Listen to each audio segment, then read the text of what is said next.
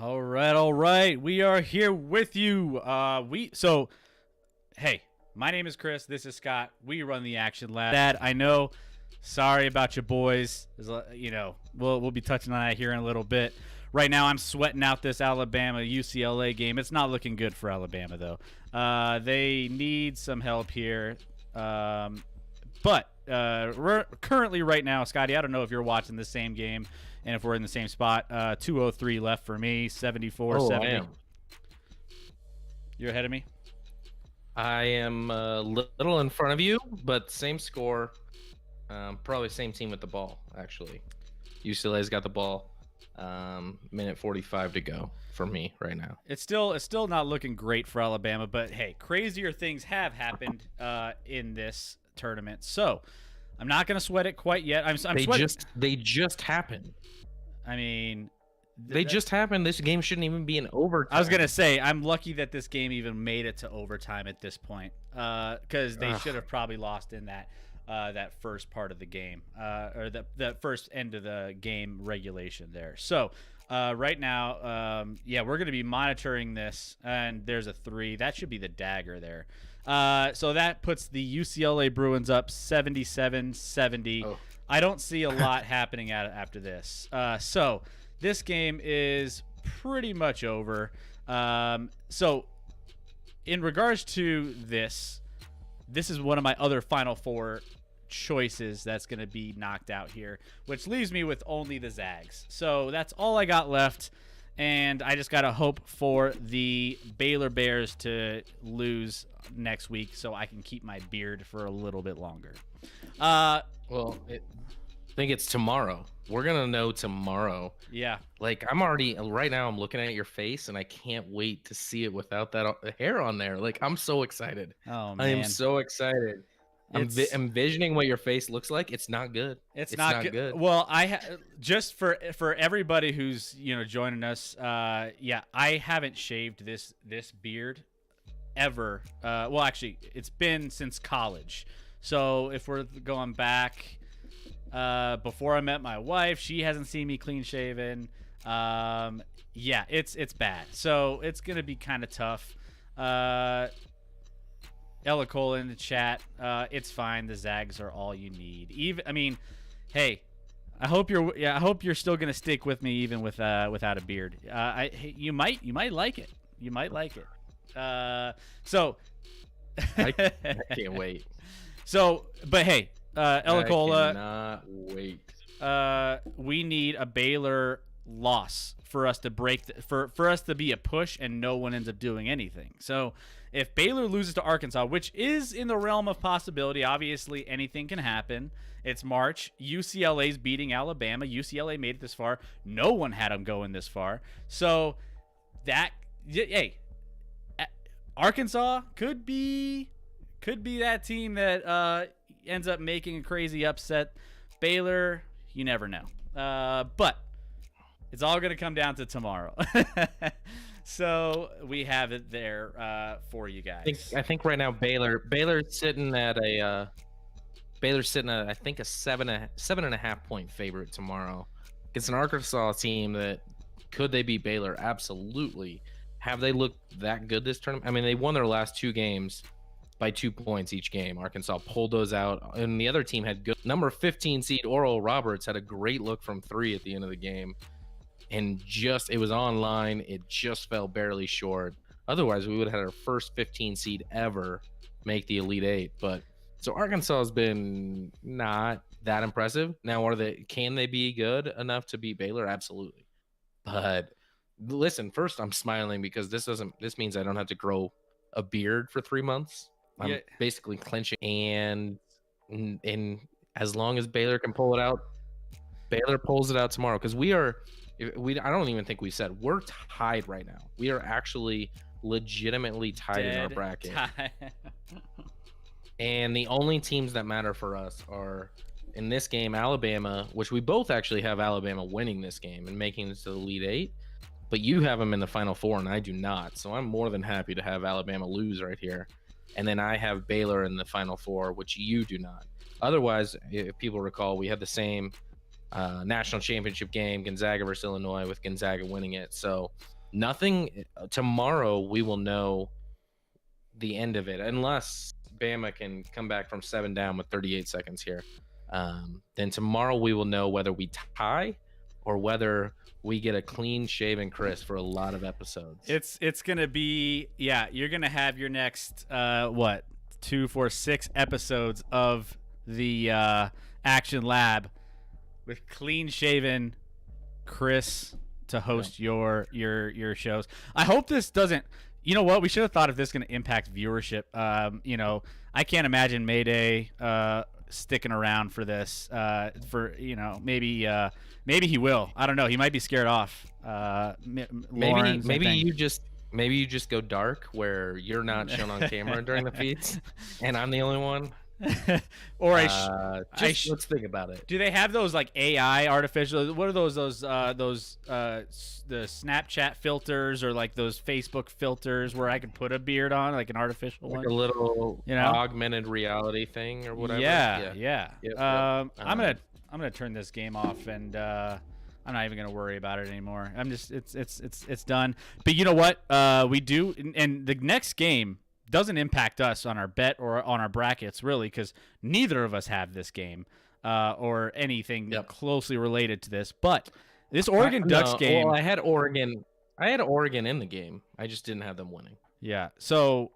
I mean, SC, no one thought SC was going to make it this far, but that's going to be a great game. Pac-12 has been well represented in the tournament so far, and that's going to be a fun one. So we'll be kind of keeping our eye on that one to see what ends up unfolding out of that game as well. So, yeah, it's going to be wild. Pac-12 is wild. Yeah, you don't know what Pac-12's wild. Like, they're going to, with UCLA right here, they're going to have now 2 teams in the Elite Eight. Of the 5 that entered, and then they have 2 more playing tonight against each other, unfortunately. So they're guaranteed 3 teams in the Elite Eight out of the 5 that came into the tournament. And the one region where they don't have a team in the Elite Eight, they didn't have a team in the region. Like, it was impossible for them to have, this kind of setup. So they're doing absolutely the best they absolutely could outside of CU kind of choked, unfortunately. So the one team, our local team, didn't provide what every other team in the Pac-12 did that made it this far. So, but Pac-12's killing it. We'll talk about the game tonight as well that you briefly touched on with USC Oregon. I think that's going to be a really fun game. I think it's 2 different kind of styles. Obviously, they played it before this year, but I think it's going to be a fun game. That's going to be real close. I think one is a tougher matchup for Gonzaga versus the other. Just not that the teams are that much different. But just the matchup style with Gonzaga. I think if you're a Gonzaga fan, I think you want to cheer for Oregon. I think you match up better with Oregon because Oregon wants to go up and down the court a little. They're a little more offensive minded than USC, which USC just has a ton of length and athleticism, especially on defense, where they can guard and make it tough and, extend the game and shorten the game a little where it's kind of a grind out game, which I think Gonzaga would be more than happy to get in a up and down game with Oregon. Yeah, no, I think there's going to be some interesting, matchups personnel wise when it comes to, the Oregon matchup versus the USC matchup. But yeah, we'll see what happens tonight on how that unfolds, and then, see what or this Gonzaga, whoever they play. I don't know. A lot of people are picking USC in this game. I think the lines are all leaning towards SC as well. I don't know. I don't believe. I think Oregon. If I was I would take the points in this one if it were me. But if you're betting on this one, I kind of like the points in this one. But it's going to be a fun one. That's for sure. But we want to start out, though. We have a lot to cover here, so we want to just dive right in. First of all, we know there's a lot of March Madness coming on. We're going to be getting to that here in our second segment, but we want to attack something real quick early on, and then we also have our Mile High Spotlight to wrap things up at the very end. But we had a busy week this week, and we went offline on Wednesday not knowing what was going to be happening with the NBA trade deadline. So that's where we're going to start here. There was a lot of action when it came to the trade deadline, and a lot of movement, a lot of interesting trades, a lot of teams kind of jockeying for a position when it comes to either rebuilding or doing some different things when it comes to just bolstering their lineups for the playoffs. And some teams didn't do anything, so it was kind of just all over the place. But we're going to kind of go over our winners and losers who we think kind of took the cake here when it came to who came out on top. But just to recap some of these moves, some of the highlights. There's a lot more than this happened, but these are just kind of the bigger moves so far. Miami Heat end up getting Victor Oladipo from the Houston Rockets. Clippers acquired Rajon Rondo from the Atlanta Hawks, and then in that trade, you lost the sixth man of the year to the Hawks. Why am I blanking on his name? I'm not even sure who you're referring to. Sorry. The Clippers, I don't know who was in that trade. Oh, I'm really, really well prepared. No. So the Clippers end up getting Rajon Rondo, and then right here, from the sixth man of the year from the Clippers ended up going to the Atlanta Hawks. Yep, he's a shooter. I'm drawing a blank. This is awful. I'm drawing a blank. This is really good. The viewership's just dropping drastically. Lou Williams. Lou Williams. Williams. There we go. I knew I'd get there. Yeah. Lou Williams. So runs real hot and cold. He's like a Katy Perry. Yeah. He's hot or he's cold. Exactly.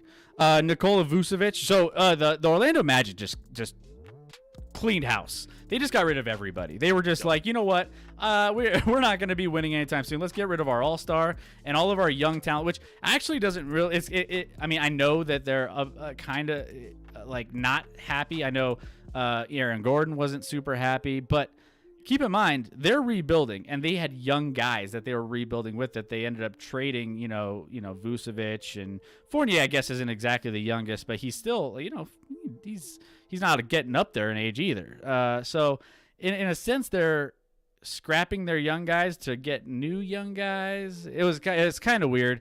I didn't really see a lot of Vucevic when they were talking about names leading up to the trade deadline. He wasn't exactly one of those guys that was mentioned. I didn't see his name in any rumors whatsoever, and all of a sudden he pops up and he's the first guy to go to the Chicago Bulls. So he's in Chicago, so that young team is actually building around some of their young talent. Aaron Gordon obviously goes to the Denver Nuggets, which is a huge boost for the Nuggets. They needed somebody size-wise that can, not only play defense, but also do some things on the offensive side of the court, high flyer. So that's big. An underrated move here, the Blazers getting Norman Powell. Norman Powell's been having a decent run, of late with the Toronto Raptors. He's been playing very well and going to a Blazers team that is going to be getting healthier down the stretch. Steph in chat, bye-bye Bama. Yeah, I know. I don't want to talk about it.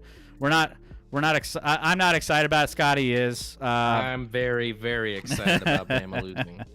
Very excited. Not great.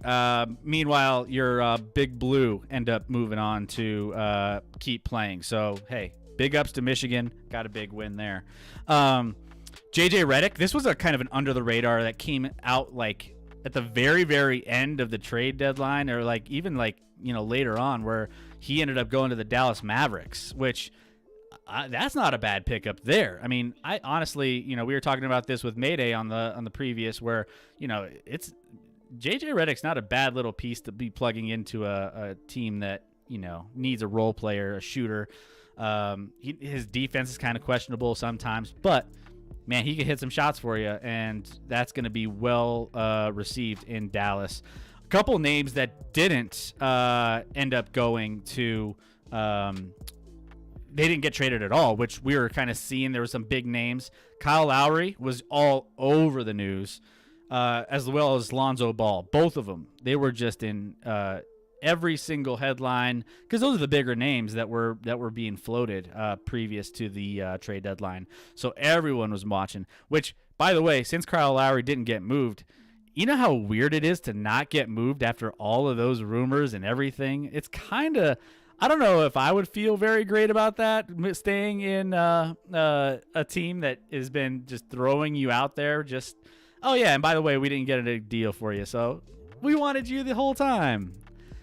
It just kind of seemed like they never got the deal they wanted for him, because it made no sense at this point to hold on to him. But they never got the deal, so that Usai, their GM, who's a former Nugget GM and whatnot, must have just been like, forget it, like, F you all, I'm not moving him. If you're not gonna give me what I want, I'm not gonna move him, because it doesn't make sense to hold on to him. You traded Norman Powell, you're on a 1-9 slide if you're Toronto. So you needed to move him. You should have just probably taken the best deal you got offered, even if you didn't love it. But instead, they just held their ground, and they're in a bad spot now. Toronto's not going to be contending for a while, I feel like. No, they're going to be in a rough spot. And I just don't know how you have the motivation if you're a Kyle Lowry to continue playing basketball. I mean, you can always say, it's all business. I'm here, I'm here not get fined, right? Like, old school, you just, I don't know. I just don't know if he's going to have his heart in the rest of the season the same way that he would have if this wouldn't have even, transpired. But so looking at all these are some of the bigger moves. We don't have all of them on here, but of these moves, which ones kind of, shocked you, or which ones kind of stood out? And then we'll get into our winners and losers here in a little bit. Yeah, I was surprised how little the Heat had to give up for Oladipo at the top there. Like, I've been a guy that's kind of always like, I know Oladipo has a lot of injury history, but they basically didn't have to give up anything of note to get Oladipo. I mean, Houston was trading him. I think, what'd they get? They got Avery Bradley, Kelly Olynyk, and a 2022 first-round pick swap. So they're not even gaining a pick there. They're just swapping, which, I don't think it'll end up swapping at all, because I think Houston will have the worst pick there. So that's not even a pick swap at all.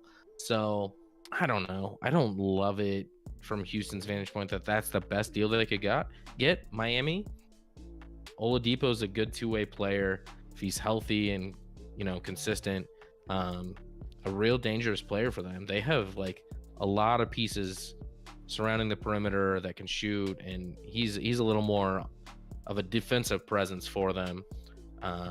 They still only got like one guy in the post, I feel like, in Bam, but they're, that's a good pickup. They didn't really have to give up a lot. No offense to your former Zag and Kelly Olynyk, but I don't think that's a big loss. And Avery Bradley's been thrown around from team to team for years now, so not a big loss for them.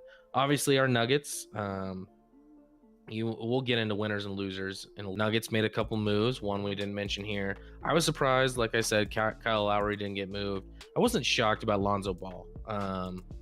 Thought he could get moved, and it wouldn't have shocked me either way. I kind of saw that as a 50-50 proposition. Nolan Powell for the Blazers adds shooting, but I don't think that's their weakness.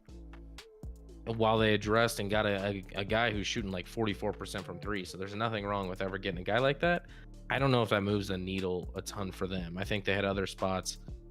He's a pretty good defender too, but obviously he's on a Toronto team that he's like their fourth best player, and they're not good. So how much does he help a Portland team?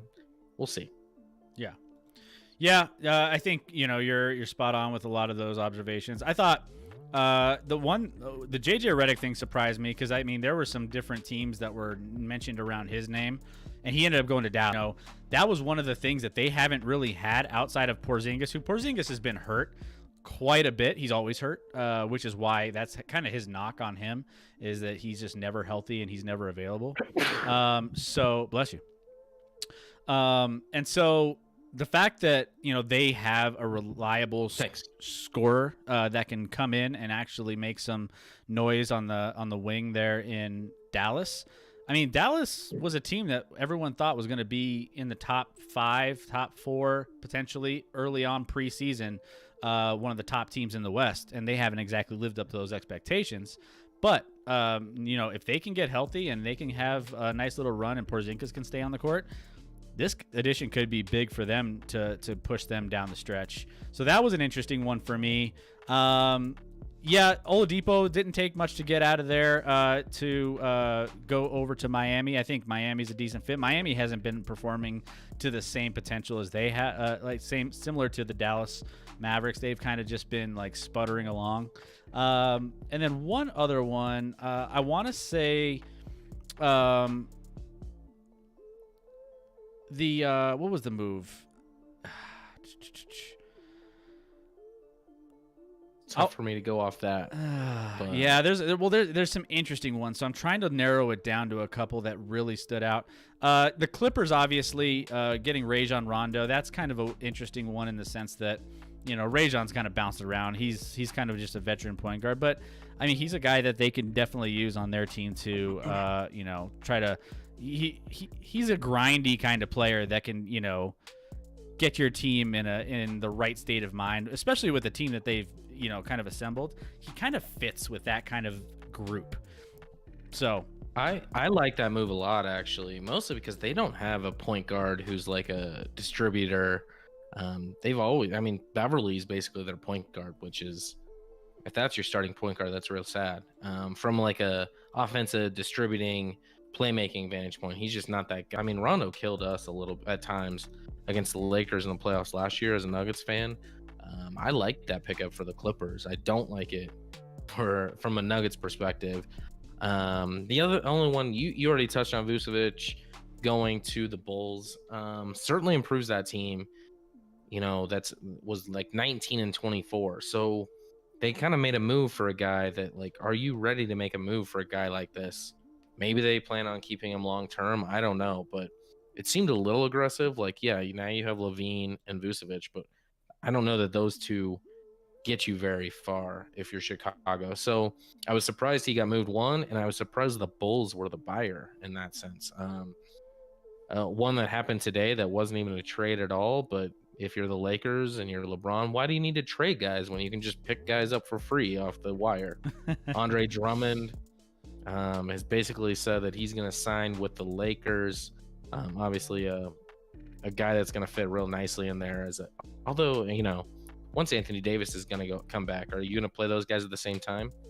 Maybe, but and that would make you real good defensively in the paint. But he's not a great offensive player, but rebounding and defensive presence, he's averaging 13 rebounds a game in like less than 30 minutes this year. So he provides a lot for them, and the rich get richer without having to they just have to be themselves and just wait for people to come crawling to join their team to hopefully win a championship. So it sucks. I don't know why these other teams, I mean, I get why you're like, hey, I appreciate what you've done for us. We're going to release you so that you can go find a winner, because we don't want you on the roster anymore. We want to develop our young guys. But man, that sucks for the other contending teams that just watch as like the Lakers just sit there and get richer without having to do anything. They just are like, yeah. And speaking of that as well, you saw another big name, Lamarcus Aldridge, end up going to the Brooklyn Nets. So the rich get richer, which, yep. I mean, I will say Lamarcus, like they signed a couple players, obviously, over the course of the last, month or so. Blake Griffin was one of those. I don't think Blake Griffin moves the needle as much as Lamarcus Aldridge. Aldridge still has a little bit of juice left. I don't think he's past his prime, that's for sure. So he's not going to give you all the highlights and all the scoring and everything else that he used to be able to on a consistent basis over a course of minutes. Plus, I think he's going to be a little bit more effective than anything Blake Griffin can give you. So defensively and, sometimes on the offense, he can make some big plays there. So that's going to be an interesting one for the the Brooklyn Nets. And so that another one, just let go. Pretty big name. So that's just another big name in the East that, the Philadelphia 76ers and the Milwaukee Bucks are just going to have to contend with. One takeaway, though, as far as some of these, a lot, especially in the East, a lot of those big teams, already Milwaukee didn't really make too many moves because they made a lot of their moves in the offseason and like leading up to the season. But everyone else kind of got a little bit better in the East. The Philadelphia, they made one trade, so it wasn't really super impactful there. So they didn't exactly get a ton better. But, as far as that goes, the Brooklyn Nets definitely got better. I know Mayday was shooting for some Kyle Lowry returning home to his where he grew up, but they added George Hill. he's a piece, and they kept flexibility. They didn't sell the farm moving forward. So, and they're playing really good basketball anyway. Without, we've talked about without Embiid here, so they'll be fine. But they didn't make a huge splash like some of these other teams did at the deadline. And yeah, are we getting into winners and losers? Or where are we headed? Let's get into winners and losers. Who do you got as your winner? Do you have one or two winners, or just one big one that's just going to be just taking it off, or what? What do you got? I mean, I hate to throw our Nuggets out there, but they added two guys. They added Aaron Gordon and JaVale McGee. And I know we made fun of JaVale McGee. He's always moved to the deadline on our Wednesday show, but he does provide a lot more, from the backup center position than Harvenstein did for them. From an Aaron Gordon perspective, this is basically Denver being like, we're mad Jeremy Grant didn't re-sign with us. Now we have to fill that position, and we're going to do it with Aaron Gordon, who's slightly different than Grant, but very similar players. Like, I mean, Aaron Gordon's going to help us defensively a ton. He's a guy who, oh man, I had this stat up here. He's one of the most versatile guys on defensively in the league. He can guard. I mean, he's a power forward that can guard your point guard. I think on the Ringer I read, and I got it here in a second. Maybe, and maybe not. He's covered the point guard 23% of his defensive possessions this year, and he's covered power forwards 27%. So he's jumping from 1 to 4 right there, and that's 50% of the time. So he can guard anywhere from 1 to 4, pretty solid. He's going to help us a ton in those matchups in the playoffs. If we face LeBron, if we face Kawhi, guys like that Jeremy Grant helped us with last year. I actually think Aaron Gordon's a better matchup defensively there because he's got a little more bulk and a little more muscle to him than Grant does, that we kind of talked about, where he'll be able to hold his own a little more against those guys, and not quite the shooter as Jeremy Grant is from the outside, but he's been pretty solid this year, hitting close to 40% from three, and won't have to create as much as he did in Orlando. So I really, does this make Denver the favorites? Of course not. But does this make them a team that is a real threat and can make a run and see what happens? Absolutely. And I like the McGee signing from a defensive and just overall perspective on our second line, and getting in there, and adding some length to our defense that we've really missed inside. So between these two guys, I think they're going to help the most on the defensive end, which is where the Nuggets needed it. And I think the Nuggets improved as far as a team that is like at least a somewhat legitimate contender. I think they made themselves better than any other team in the league did. Now, I didn't love that they had to give up RJ Hampton, but you got to give up a little bit. I was fine to see Gary Harris go. I don't even remember. Does Gary Harris still play? Or is he just hurt all the time? He's always hurt. He's always hurt. Yeah. So I don't know. I like that move a lot. I kind of talked about the Heat not having to give up a lot for Oladipo. So I think those are your two winners. We'll see. Orlando's basically just selling the farm. So that's a tough look. I think Toronto's a loser for not moving Lowry, as I kind of already talked about. Yeah. So my winners by far are going to be the Denver Nuggets as well. And again, that's taking away all the homer. Like, I know we live here in Colorado. I know that that's part of it. You mentioned it as well. But they did the best to bolster a team that wasn't exactly where they wanted to be. Now, they were trending in the right direction, winning 8 of 10 going into this trade deadline.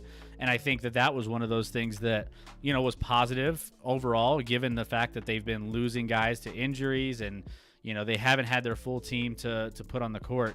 But if you look at their lineup now, you have Jamal Murray, Michael Porter Jr., Aaron Gordon, and Nikola Jokic in the starting lineup. Then you fill in, the two with maybe a Will Barton who, is fine. He can do some things there. But that starting lineup, that's a solid starting lineup. I saw this interesting debate, and this was actually on ESPN's First Take, with those guys, and they were talking about this a little bit, and they were saying, Actually, no, yeah, this was one of those ESPN shows, but they were like, I think Greeny, actually, it was one of those morning shows that was mentioning, if you were to take the jerseys and swap them with the Lakers, because, the Nuggets have zero history. The Lakers have all the history. And if you were to take these players, these starting lineup of players for the Nuggets, and put Lakers jerseys on them and switch the franchises, you would say that this is one of the best lineups to win the championship out there. This is one of the top 5 starting lineups that you can possibly put. You have an MVP candidate. You have nice young talent, Michael Porter Jr., Aaron Gordon, and an all-star incoming Jamal Murray, who's going to be making plenty of all-star games in his career. That's a heck of a lineup. And, it's part of just being in Denver and being kind of a flyover, not in a big market. But you put that lineup in L.A., they're one of the top favorites to win the NBA title instantly. Yep. And so that was just an interesting little debate that I found pretty fascinating to think about when it came to the amount of talent that we have on this team based off of this trade. Because not only that, if you look at the backups, you have JaVale McGee coming off the bench. You have Paul Millsap coming off the bench. I mean, PJ Dozier is a nice, solid player who can put up some points off the bench. Monte Morris, he's one of the better backup point guards in the league, in my opinion. I was going to say, your boy. My boy. And you have JaMychal Green. JaMychal Green's coming off the bench as well. I mean, that's a lot of talent coming off your bench. And not a lot of teams can, I don't think, stick up with that pace of rolling in bench players of that caliber. So we'll see how this ends up going. The depth is insane with this Nuggets team. So I can't wait to see them mesh together. Again, it's going to take some time. I hate when all these trades happen and then you expect them to hit the ground running and it's just flawless, and it's going to take a little bit of time. They're probably going to lose some games in the short term, but they're going to get a lot better in my opinion, and I don't think they're going to have any issues in climbing the ladder here, especially with the Lakers having issues with injuries ahead of them. The Trailblazers, they made a move, but I still think the Nuggets have a better roster than them. You got the Suns and the Jazz. Jazz haven't exactly been the same Jazz team. So there's going to be an opportunity to climb the standings over the course of the last part of the season with this roster. So I'm super excited. So the Denver Nuggets are definitely one of my winners of this trade deadline. I think, you mentioned the Bulls. You weren't super excited about the Bulls. I wouldn't classify them necessarily as winners, but I don't hate what they did. So pulling, Daniel Tice, Nikola Vucevic, who's an all-star, Al-Farouq Aminu, who's a role player. He's fine. But surrounding Zach LaVine with, it's a nice young, talented team there that they're trying to come back. They have Lauri Markkanen, Patrick Williams, rookie, he's been playing very well, at the small forward position for them. So I don't know. I think that team is definitely building something. I don't think they're still feeling it out, but I kind of like what they did and just starting to get a maybe cornerstone piece. I think they're building it the right way. Do I think that they have all the pieces that they need right away? Probably not. I mean, they have Kobe White coming off the bench, Thaddeus Young, Daniel Tice will come off the bench, Denzel Valentine on the bench as well. He hasn't exactly turned into anything that they would have ever expected him to turn into, but I mean, they have some options in growing. So I don't hate what the Chicago Bulls did. But again, with you, Miami, to only give up just a little bit for Victor Oladipo. They're in a playoff hunt right now. I think they're in the 8th spot. I think they have a great opportunity with Victor Oladipo to take some of the pressure off some of those other guys in Miami, Jimmy Butler mostly, because I mean, honestly, Jimmy Butler, Tyler Hero's been kind of streaky. I feel like he hasn't had the same kind of run as he did in the bubble. He's kind of fallen off of that same production, but still good, still young. I mean, he's a kid, so he's going to get better and better. But adding a nice veteran there, Victor Oladipo, I think was solid. So, and then it's kind of perplexing. I don't know. Yeah, with Orlando, I don't know what they were rebuilding. Then they got a bunch of young talent, and then they said we're rebuilding again with new young talent. So it's just setting them back. Don't love what they were doing with getting rid of Evan Fournier, Aaron Gordon, and Nikola Vucevic. So, yeah, I don't know. It's kind of strange. Maydays, having trouble with your stream? let me know let me know what issues you're having. It might be potentially maybe just your quality options potentially that could help. I think there's different sources. If you go to a lower quality, and that makes my face more blurry, and that's only good for everyone involved. So yeah, sometimes if it's definitely glitching back and forth or buffering, sometimes you have to go to a lower quality. So just give that a try. Let us know if you're still having issues, because we want to make sure that you're all good to go. So yeah, let me know. Losers in this. So I've kind of touched on a couple losers, but did you have any others that you were just like, what are you doing? This is awful. I mean, there were teams. I mean, Utah didn't make any moves. There were teams that I thought could try to pull something off to bolster their roster and just didn't do it. Mostly in the West.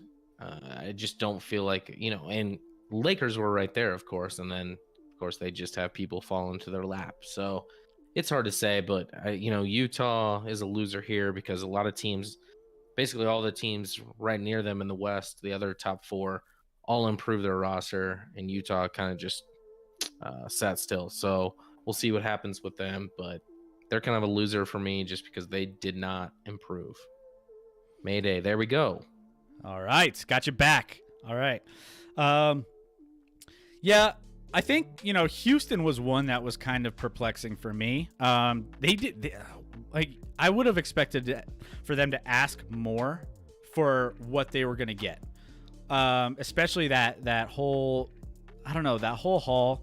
It just didn't really feel good from that standpoint that, they're just, I know they're rebuilding and I get it, but you could have probably got a little bit more for Oladipo. I think maybe they just panicked, hit the panic button, and they were just like, all right, maybe we'll just take what we can get. Just give us something. Well, he was a main piece in their Harden trade that they acquired, and they basically just wasted him away for a season and then traded him for nothing. So, why bother to get any value from Harden at all if you're just going to trade away these pieces and not get a lot in return? So didn't make a lot of sense for me from that vantage point. Yeah. I thought the Lakers would actually make a bigger splash with some trades, and they didn't end up doing anything. And then, I was curious to see. I didn't expect a lot from the Milwaukee Bucks, but I was curious to see what the 76ers would do. I was hoping that JJ Redick would actually go back to the 76ers. That would be a fun team. That would have made them a really nasty team to contend with in the East. So that kind of fell short. So I guess for the things that didn't happen for the Philadelphia 76ers, I don't think they're losers by any means, because they're definitely the top of the East at this point, and they're going to stay there. But I think the and we're right in your wheelhouse, Mayday, with the Sixers. I think that they don't really necessarily need to do a lot. I mean, I think they standing pat. If it ain't broke, don't fix it, right? I mean, they have a good thing going. They've been winning without Embiid in the lineup. And so I think from that standpoint, yeah, let's just keep this rolling. Let's not mess around with it. Let's keep this train on the tracks and see where this goes. If we need to make some moves moving forward, we know we have the foundation already set. So no need to go crazy based off of what all the other teams are doing and make moves that don't make sense just to make moves, right? I mean, you have the number one team. Let's just keep rolling with it. So that's why, I'm not underwhelmed with what they did, but I'm not yeah, they had a great, sometimes good news, no news is good news for some of these teams. I don't think that's the case for the Lakers. I think the Lakers should have probably done something else. They should have based off of what they had, they're slipping a lot. So to be able to, plug the holes in the boat to make sure the water isn't flooding everything. I mean, there's a chance they might be fighting for, the playoff spot if they can't get LeBron and AD back soon enough. They're going to probably drop down to that 6th, 7th seed, maybe potentially 8th by the end of the season if they're not going to be back, doing anything big. There's a lot of movement in these standings. So, I mean, as far as the Western Conference goes, you got the Mavericks just made a trade. They're going to be moving up, I think, in the standings. Spurs didn't really do too much. They're at the 7th spot. Nuggets at the 6th. I expect the Nuggets to rise fairly quickly, and they should hopefully finish in the top 4. The Blazers, I think, they did a great job in just getting a nice little piece in from Toronto. That was I don't think Norman Powell's a bad pickup for them. I think that's a great pickup for them. It's going to help bolster their defense a little bit more. But the Lakers, that's who's behind the Lakers. And I think the Lakers aren't going to be able to sustain that same production from their backups and their second, like those guys without LeBron James and Anthony Davis. So the big thing with the Nuggets, too, is the size that we got with, JaVale McGee. And, he knows the Lakers, too. So if there's a rematch with the Lakers, he's kind of familiar with how they run, their offense and their defense and, the different things that they do. So that's a nice bonus there. And then just the size to compete with those. Aaron Gordon can guard on the wing. He can guard down low. He can guard, like you mentioned, he can guard all the positions. So that's a spot where the Nuggets, we've been giving up points in the paint. There are games where we just are absolutely atrocious. So to have the size that we, Jokic, and I think this is going to help MPJ a lot. It's going to be great. So, overall, I thought the trade deadline, there was splashes. It was probably what I expected. Was it like, I've seen some crazier trade deadlines, I think. But I thought this was super entertaining. I enjoyed it a ton. A lot of good moves. We'll see how this ends up playing out the rest of the season. Yeah, I think when debatably, Vucevic is probably the best player. He's the only all-star that got moved, but when the team that's helped the most is adding Aaron Gordon, and that we both feel in the Nuggets, at least a team that's a contender. Not a crazy trade deadline, but a lot of parts moved. A lot of things happened. I agree with you talking about the Sixers, going back to that with Mayday, that JJ would have been a nice fit. Shooting is the one thing they need a little bit more of. And obviously JJ is not the defender that you hope to have in the playoffs, but when you have other pieces around him that Philadelphia has on the defensive side with, Simmons and Embiid, they can cover a lot of what he lacks on the defensive end. So I would have liked that pickup, especially because you're not giving a lot up to get a guy like Redick at this point in his career. But regardless, we made it through. So now we'll see what happens. What do we got? How many games do we got left? I don't even. 45. So I think we got a decent 25 left, right? Yes, something around there. It's going to be a lot of fun. The Eastern Conference is going to be interesting. I don't know how much the Celtics really helped themselves too. They got picked up Evan Fournier, which I think is fine. I don't think he's going to be blowing the doors off anybody anytime soon. They needed something to just get a boost of confidence and energy and offense, and he can provide that. I just don't know if that's going to get them over the hump. They're missing something. I can't really actually put my finger on it, but they just haven't been themselves as the same as previous years. So I don't know. Interesting. Oh, another team that actually I was looking at this standings and I was like, why didn't they make any more moves? But the New York Knicks was actually a surprising one. The New York Knicks were a team that obviously, big city. You have a lot of speculation of them trying to go after a big name. They're like the Lakers. They like big names in the big city, right? In the big, West Coast, East Coasts. Those markets thrive off of the big names. So I was a little bit surprised, actually, that the Knicks didn't make as big of a splash in the trade deadline. Because, they're building a nice young team. They're 4th in the East, 24-22. Not a great record, obviously, but at the same time, that's good enough in the East for 4th. They're in the playoffs, solidly in the playoffs at this point. They have a nice young team, and to put some nice veterans around them, I thought would be a nice little boost, but didn't end up making any moves. I'm actually fine with them not making moves. They're young. They're figuring it out. they're to me like a team that's not there yet. Obviously, I don't think they couldn't have added anyone at this trade deadline and be like, yeah, they could potentially make a run and win a championship. So let's figure out who they are. They're super young. They're exciting. For the first time in a long time, the Knicks fan base is kind of getting excited after some really down years. So let this team figure out. Let's see how the pieces fit together. Obviously, they have a defensive-minded coach in Thibodeau that you have to be a certain type of guy to be able to play with him. Like, you got to really grind on defense, and that's what they've been willing to do, and that's why they're winning games. My problem with that is not every team does that in the regular season, but teams tend to lock down a little more in the postseason. And I don't think the Knicks have the offensive firepower right now to compete with some of these teams. I mean, their point differential on the year is plus 0.6, so they're about a half point better per game than the average team, or not even the average team. That's how they've outscored this year. So they're basically an average ball club.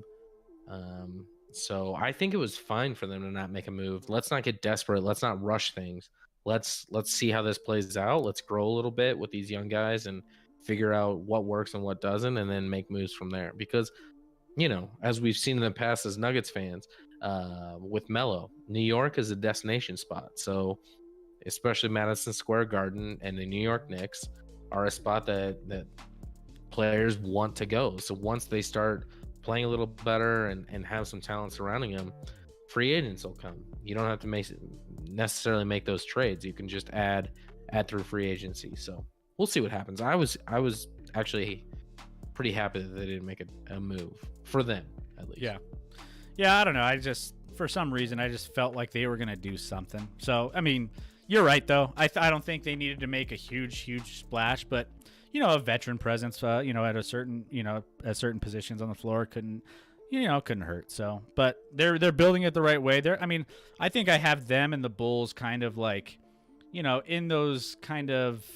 The Bulls are a little bit further away. They're still working on. They just obviously made these moves and they're still building around. But I think the Bulls next year are going to have a better chance and what they do in the offseason. And I think they're putting together their cornerstone. But the Knicks, they're fine. It's kind of weird to see the top four, including the Sixers, Nets, and Bucks, are obviously all perennial teams that are up there. But seeing the Knicks at 4 is kind of strange. I don't know. It's a little bit different. I'm always looking at the bottom, and I always see the Knicks around the 11-12 seed, and I'm just like, it's interesting, man. But yeah, fun trade deadline overall. Super excited with what's going to be coming down the stretch for the rest of these games. I'm not excited to see what the Brooklyn Nets end up doing with all of their new pieces that they mesh together. They basically said, we're not going to play any defense, and we're just going to score more than you with all these pieces, because none of these guys are like, do they have a plus defensive guy on their roster? I'm not real sure at this point. Durant actually is probably a plus defender. He's probably their best defender. I've seen actually some new opinions out there in the professional world of Harden being like, the number, you said this, the number one MVP candidate for some people out there. And I'm just like, wait a minute, what is happening out here? There's just some people are saying this is Harden's team. I don't know. There's some weird opinions popping up now that like KD is sat for like a little bit of time and he's going to be gone for a little bit longer.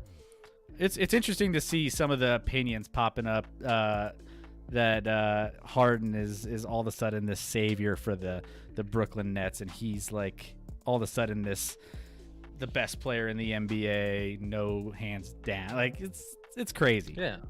Well, he's proved it. He has a track record of just delivering championships left and right and playing really well in the playoffs. So if there's one, why wouldn't he be the best player? Playoff P, Paul George he gets a lot of shit, right? For not performing when he needs to the most in the playoffs. How come James Harden doesn't have that? Where's James Harden's nickname? He absolutely should. I think it hurts Playoff P more that he has the nickname Playoff P, which is supposed to be like, oh, this is when he turns it on. And it's the opposite. He actually just kind of chokes it away. But, Harden's been so bad in some of these playoff series. Even when they made the Western Conference Finals and he was inconsistent based off his regular season performance, it was like Chris Paul, when they were making those runs, was the better backcourt guy. Like, it's wild to me that people don't see this, and I can never like a guy that just flails his body and hopes that they just call a foul when he's attempting a three. Harden to me is, I don't know. I just hate watching him play. Yeah, he can be a struggle sometimes, but hey, we'll see. I'm curious. Super talented, but I hate him. I'm curious to see. I mean, Mayday's 76ers. I would love to see that matchup with a healthy Embiid and everything else. It'd be interesting to watch some of those games, and those are going to be coming up here. I know they have I think they have one more game with them. Maybe I can't off the top of my head remember, but yeah, that'll be fun to watch. There's going to be a lot of matchups. Nuggets have Orlando coming up this week, so they'll have a nice little reunion with some of the players that got traded both ways. So that'll be interesting as well. Gary Harris coming back for the first time ever since he. I think the Nuggets are already pushing to sell that game out because that's a big story. By the way, Mayday, here they come to whoop the Nets' ass. Yeah, I hope so, man. I'm not gonna lie. I do too. I hope the Nets don't come out of the East. For some reason, I just don't. I don't want to see them come out of the East. Obviously, everyone's crowning them already before the playoffs even start. People are saying that they're going to win the whole championship since the Lakers are out and they have more talent than the Clippers. Well, you also got, the Nuggets are coming up then that ladder too. So we'll see what happens. But yeah, we'll see. But at Brooklyn, who's your daddy? The Sixers are. That's who your daddy is. My worst nightmare is literally a Nets-Lakers final. That is my worst nightmare. I don't know if I could hate two teams more than that. I don't know if I hate the Nets to the level I hate the Lakers, but it's weird because I didn't always hate the Lakers until they added LeBron. So maybe it's just I hate LeBron. I've always hated the Lakers. I respect always. LeBron. See, I like Kobe. I was always a Kobe guy. Listen, the Nuggets lost in the Western Conference Finals, and that was heartbreaking. And of course, I wanted the Nuggets to win that. But I've always respected Kobe's game. I've always liked Kobe's game. It's always the Lakers fans that always that I've been to enough Nuggets Lakers games where the fans are in the stands, and it's like going to the Patriots fans, they just get that arrogance after a while where they just talk down to you a little bit, they talk shit at the games, and it's like, come on, man, you start building over time this hatred of this dynasty that's always these spotlight franchises that have won endless amounts of championships, and they just think they're the I mean, the Raiders do that, but they don't win, right? That's a whole different thing. But yeah, it's really I've never been a big Lakers guy. That's one of my most hated franchises for me personally, up there with the Pats, obviously. But it's crazy. P. Nixon in the chat. Nobody likes the artificial manufacturing of teams by the players. And they're all mostly just selfish individuals, players at that. So I guess it makes sense. Yeah, he's talking about the Nets. Yeah, the Nets were nothing. And then basically Durant and Irving were like, let's go be on the Nets. And then just start attracting guys left and right. So you're right. It's hard to cheer for a team that basically manufactures and is just randomly good. It's not like they have a great GM and they built through the draft and they've really developed and it's been a hard, long road and they're finally there. No, the Nets have basically, because they're a New York team in a big market, and attracted some free agents and basically created a team that doesn't deserve anything at this point. I'm curious because, there are some, Jay-Z has his hand in a lot with that franchise. Isn't he a part owner as well? I don't know. I could be wrong on that. I know he's part of the whole Barclays Center and everything else. Like, I feel like that's the only reason that some of these big names, like, obviously when you're talking to Jay-Z and Jay-Z's like, hey, come play for Brooklyn, come over here and get a squad together and we'll run it. And I mean, honestly, if Jay-Z doesn't do what he's done with the Nets, I don't think they even have the team that they have to this day. I think that's part of it too. It's just that manipulation of how he was able to, get guys to come, and I don't know. It's interesting, man. The good news is his pull's gonna only last for like 2 more years, because the guys coming in the league now are like, I don't even know who Jay-Z is. Who are you talking? It's all about Drake now, It's Jay-Z's old news, right? Mayday. I'm not sure he's near New Year's. Kobe's from my area. Basically, played basketball in my backyard. Man, it's cool, man. I wish I would have been able to like see Kobe. Like, I appreciate Kobe more than anything. Like, he's definitely. We talked about this, over a couple of streams, especially the anniversary of his crash and his accident. Like, man, Kobe was incredible, man. Like, he was just what a player, unbelievable. If only he was a Philadelphia 76er for you, Mayday. That would have been even better, huh? But, yeah, crazy. But NBA is going to be a fun, by the way, the tickets, NBA is, the Nuggets are starting to sell tickets now. I just saw a couple pop-ups on their website, and then also you can find them on Ticketmaster for some games. So, hey, I might go catch some games in person. Scotty, I don't know if you're down. Maybe we can catch some games. Have some fun with it. Yeah, I think they're starting. I'm not sure. I think I heard 4,500. Yeah, it's super slim. Yeah, so that's about a borderline 25% capacity for them. So hopefully they get a ramped up. It'd be nice to have home court advantage if they get that or whatever in the playoffs. Yeah, it'll be super weird this year if all the teams aren't on the same page as far as home court advantage and fans. Right now, it doesn't matter a ton to me, but in the playoffs, it'll be weird if one team is playing their home games with 15,000 people in there, and another team's got like 2 in the same series. So that would be unfortunate. That's not quite the level playing field we're looking for. So we'll see what happens. Hopefully, by the time the NBA playoffs get going here, fans will be a big part of that experience. It was fine to watch the bubble last year, but I don't need the bubble again. I don't need these automated screens of fans that are zooming through and providing the support. I'd rather hear the fans. I'd rather see the fans live in person and maybe go to a game myself. We'll see. Yeah, totally. So yeah, it'll be fun. Can't wait. But we have some March Madness that we want to get to. We have a couple notes in chat. While I switch over to that, you can tackle those, Scotty. Yeah, Maydays. We need to start going 25% to get that fan hype going. 25% in Philly sounds like 100%. Yeah, no, I know Philly has that reputation across the board in sports of being pretty wild and pretty crazy when they're in there. So let's hope, these teams all make the move to get fans in the stands. Let's go. Like, it's happening. Like, in the next month or two, everyone's supposed to be vaccinated, right? Like, let's move that needle and let's get back to life.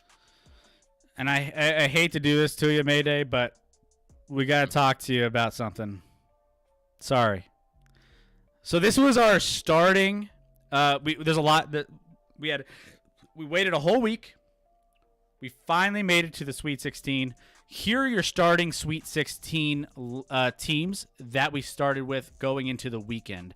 Now, looking at this list, obviously we were talking about some surprises: Oral Roberts, UCLA, Loyola Chicago. Some of these teams, even SC, and some of these, Pac-12 teams, Oregon. Some of us were kind of surprised. Syracuse. of where these guys, made it at this point in the tournament. Now you still have some big heavy hitters in there: Gonzaga, Baylor, Michigan, Arkansas number 3, Houston number 2, Alabama number 2. So it was a nice little mix. But as far as this goes, we've had our rounds of games. We actually have a game going right now, Scotty. I don't know if you still have that running. If they're playing right now, what's the update so far in that SC Oregon? It's a bloodbath at half. It's USC 41, Oregon 26. So USC's up 15 at half. This makes me feel, right now at least, a lot better about how bad Kansas looked against USC. And honestly, as a Zag fan, I'd be nervous if USC continues to play this way. That's going to be, obviously the Zags are the better team, but that's no gimme there. That's going to be by far the most difficult game Gonzaga has had to face in this tournament, and it wouldn't be close. Oregon put up, I believe, in their last round against Iowa, 56 points in the first half, and they have 26 at half against this athletic, long, dangerous USC team. So I don't know. This doesn't shock me, actually. After watching USC the other night, I'm like, they are actually sneaky. They didn't even play well for long stretches offensively against Kansas, but it didn't matter. They were just athletically way superior. I think they'd be the more athletic, long team, certainly against Gonzaga.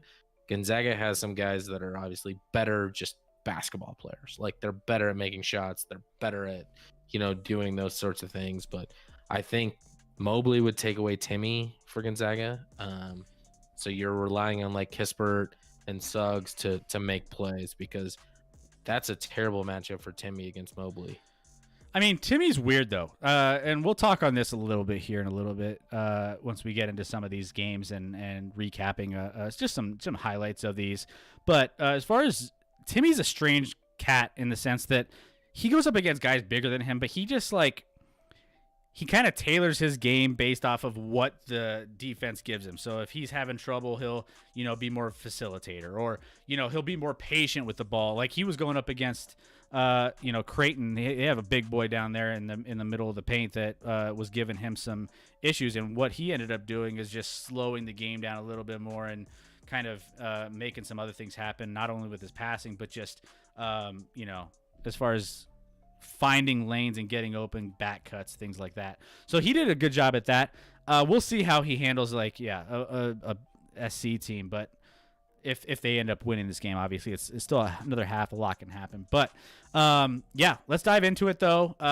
So Oregon State advances here, and they are a team that no one really expected. 12 seed coming out of this corner of the bracket, and they're playing good basketball. When I was, taking a look at Oregon State, I didn't think that they came in, they won the Pac-12. They barely beat Colorado. I didn't have high hopes if they struggled with Colorado, and I didn't have high hopes for Colorado at that point. I was like, how good can they really be? Then Colorado came out, which they blew out in the first round, which made Oregon State look that much better. But then Colorado kind of faded off, and Oregon State kept running. And so now you have Oregon State advancing to the Elite Eight. Oregon State is really, really good right now at uglying the game. Like, this was a really, really ugly basketball game. I think it was 24-16 at half. So there were 40 points at halftime and combined in this game, which is just tough to watch. Now in the second half, it was 42-41. So they opened it up a little bit in the second half, but that first half, I think, this was the first. Was this the first game yesterday? I believe it was the first game yesterday. Yeah. And it was a tough watch. Offensively, you had Loyola Chicago, we talked about, as a really, really good defensive team that obviously kind of took it to Illinois, who we both had in the title game, who played great from the Big Ten coming into this. But Loyola offensively could not get it going.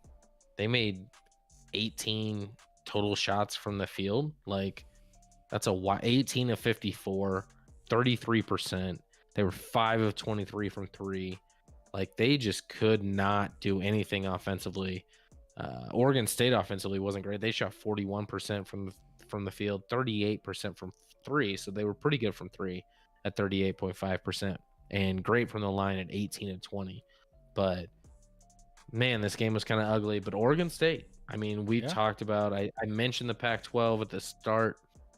They're going to have 3 teams in the Elite 8, and all 3 teams are dangerous. I think if I had to rank those 3 teams, I think USC is clearly the best of those 3, and the other 2 would be kind of neck and neck. But, well, and we'll see. Oregon, like you said, could make a run in the second half. But I'd actually say Oregon's better than Oregon State or UCLA. So Pac-12's been absolutely crazy in their run.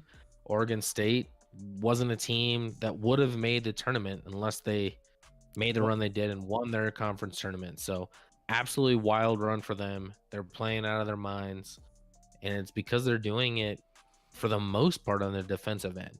Yeah, and they're really locking teams down. Scrappy, super scrappy. Zags and Baylor are all I have left. Phoenix. Yeah, those are 2 big ones that, you know, a lot of people didn't. Well, obviously Zags everyone had. Baylor was a very widely picked team for the most part, but there were a lot of questions coming into the tournament. I didn't pick them, unfortunately, because I thought wrong. So we're not going to talk about it. My favorite. Phoenix, if you weren't here at the start, we talked about our bet. We are exactly tied in our bracket standings right now. But I cannot lose. So the only thing that can happen is Baylor winning tomorrow clinches me a clean shaven face from Chris. So pretty excited about that. A Baylor win against Arkansas tomorrow clinches that. Otherwise, if Baylor loses, we will end in a tie. We had the same national championship game, so there's no other movement that can happen. Same national champion in the Zags. Can I say one thing about the Zags though? Go for it. And this does not matter at all because their team's really good, obviously, but the uniforms, and you're wearing the same uniform they wore today. I like the uniform. I like the uniform on you. However, on TV, you cannot see the Zags letters. So it is the most boring uniform I've ever seen. It is a little tougher to see. You don't see those letters. You don't see those letters show up that you see on the Zags there unless they zoom in. So when you're watching the game, it's just like, did they just did Nike just give up and was like, I don't know what to do, so I'm just gonna do nothing? Yeah. Because those white uniforms actually kind of suck. Although I like them, I like them on you when you can see it, but when you're watching the game on TV, you can't see that lettering, so it just looks like there's nothing there. It looks like there's nothing there. Yeah, this is honestly, I love this jersey. It doesn't come across great on TV. I definitely agree with you on that. It's kind of plain looking. It doesn't really if they would have colored in the Zags maybe, or something. I don't know. It would definitely look a lot better, but. Hey, they have actually. I'm not a big fan of their black ones. Their black ones, even my wife is like, yeah, Lauren. She's like, no, I don't like the black ones. Those are awful. And then they have. There's this one other jersey that they throw on that's pretty solid, but I digress. So as far as this goes, we'll get into the Zags a little bit more here in a minute. But we got Arkansas now. Arkansas ended up getting a big win. They eked it out. It was a 2-point win over Oral Roberts. Oral Roberts put up a fight in this one, and it was a close one down the stretch. But Arkansas ended up getting the win by 2. Arkansas is definitely, they were one of the teams that we thought would potentially have a ability to make a run in the tournament, and they are doing so. I need them to beat Baylor tomorrow. So hopefully that stays pat. Actually a few notes in the chat real quick. Mayday doesn't, he's trying to avoid the next slide for what's going to happen. So I don't know if we'll do our best to skip it, but I don't think we can. contractually. We have contracts, Scotty. We have a lot of big, sponsors, and we're a big deal. We can't just skip over one. Mayday, just erase that second half because it was real bad from no vantage point. Just erase it from your mind. And then as far as Deb rooting for Arkansas, yeah, she's rooting for me to keep my beard. P Nix, is it weird that I like the unis but terrible for TV? No, he said it is weird. Oh. I like the unis but terrible for TV, Yeah, which yeah, I yeah. agree with. Yeah. I do think they look good. You just don't see it on TV, so they look super plain and super boring on television. Hey, yeah, we'll put in a petition. Color in the letters. Just do it. Yeah.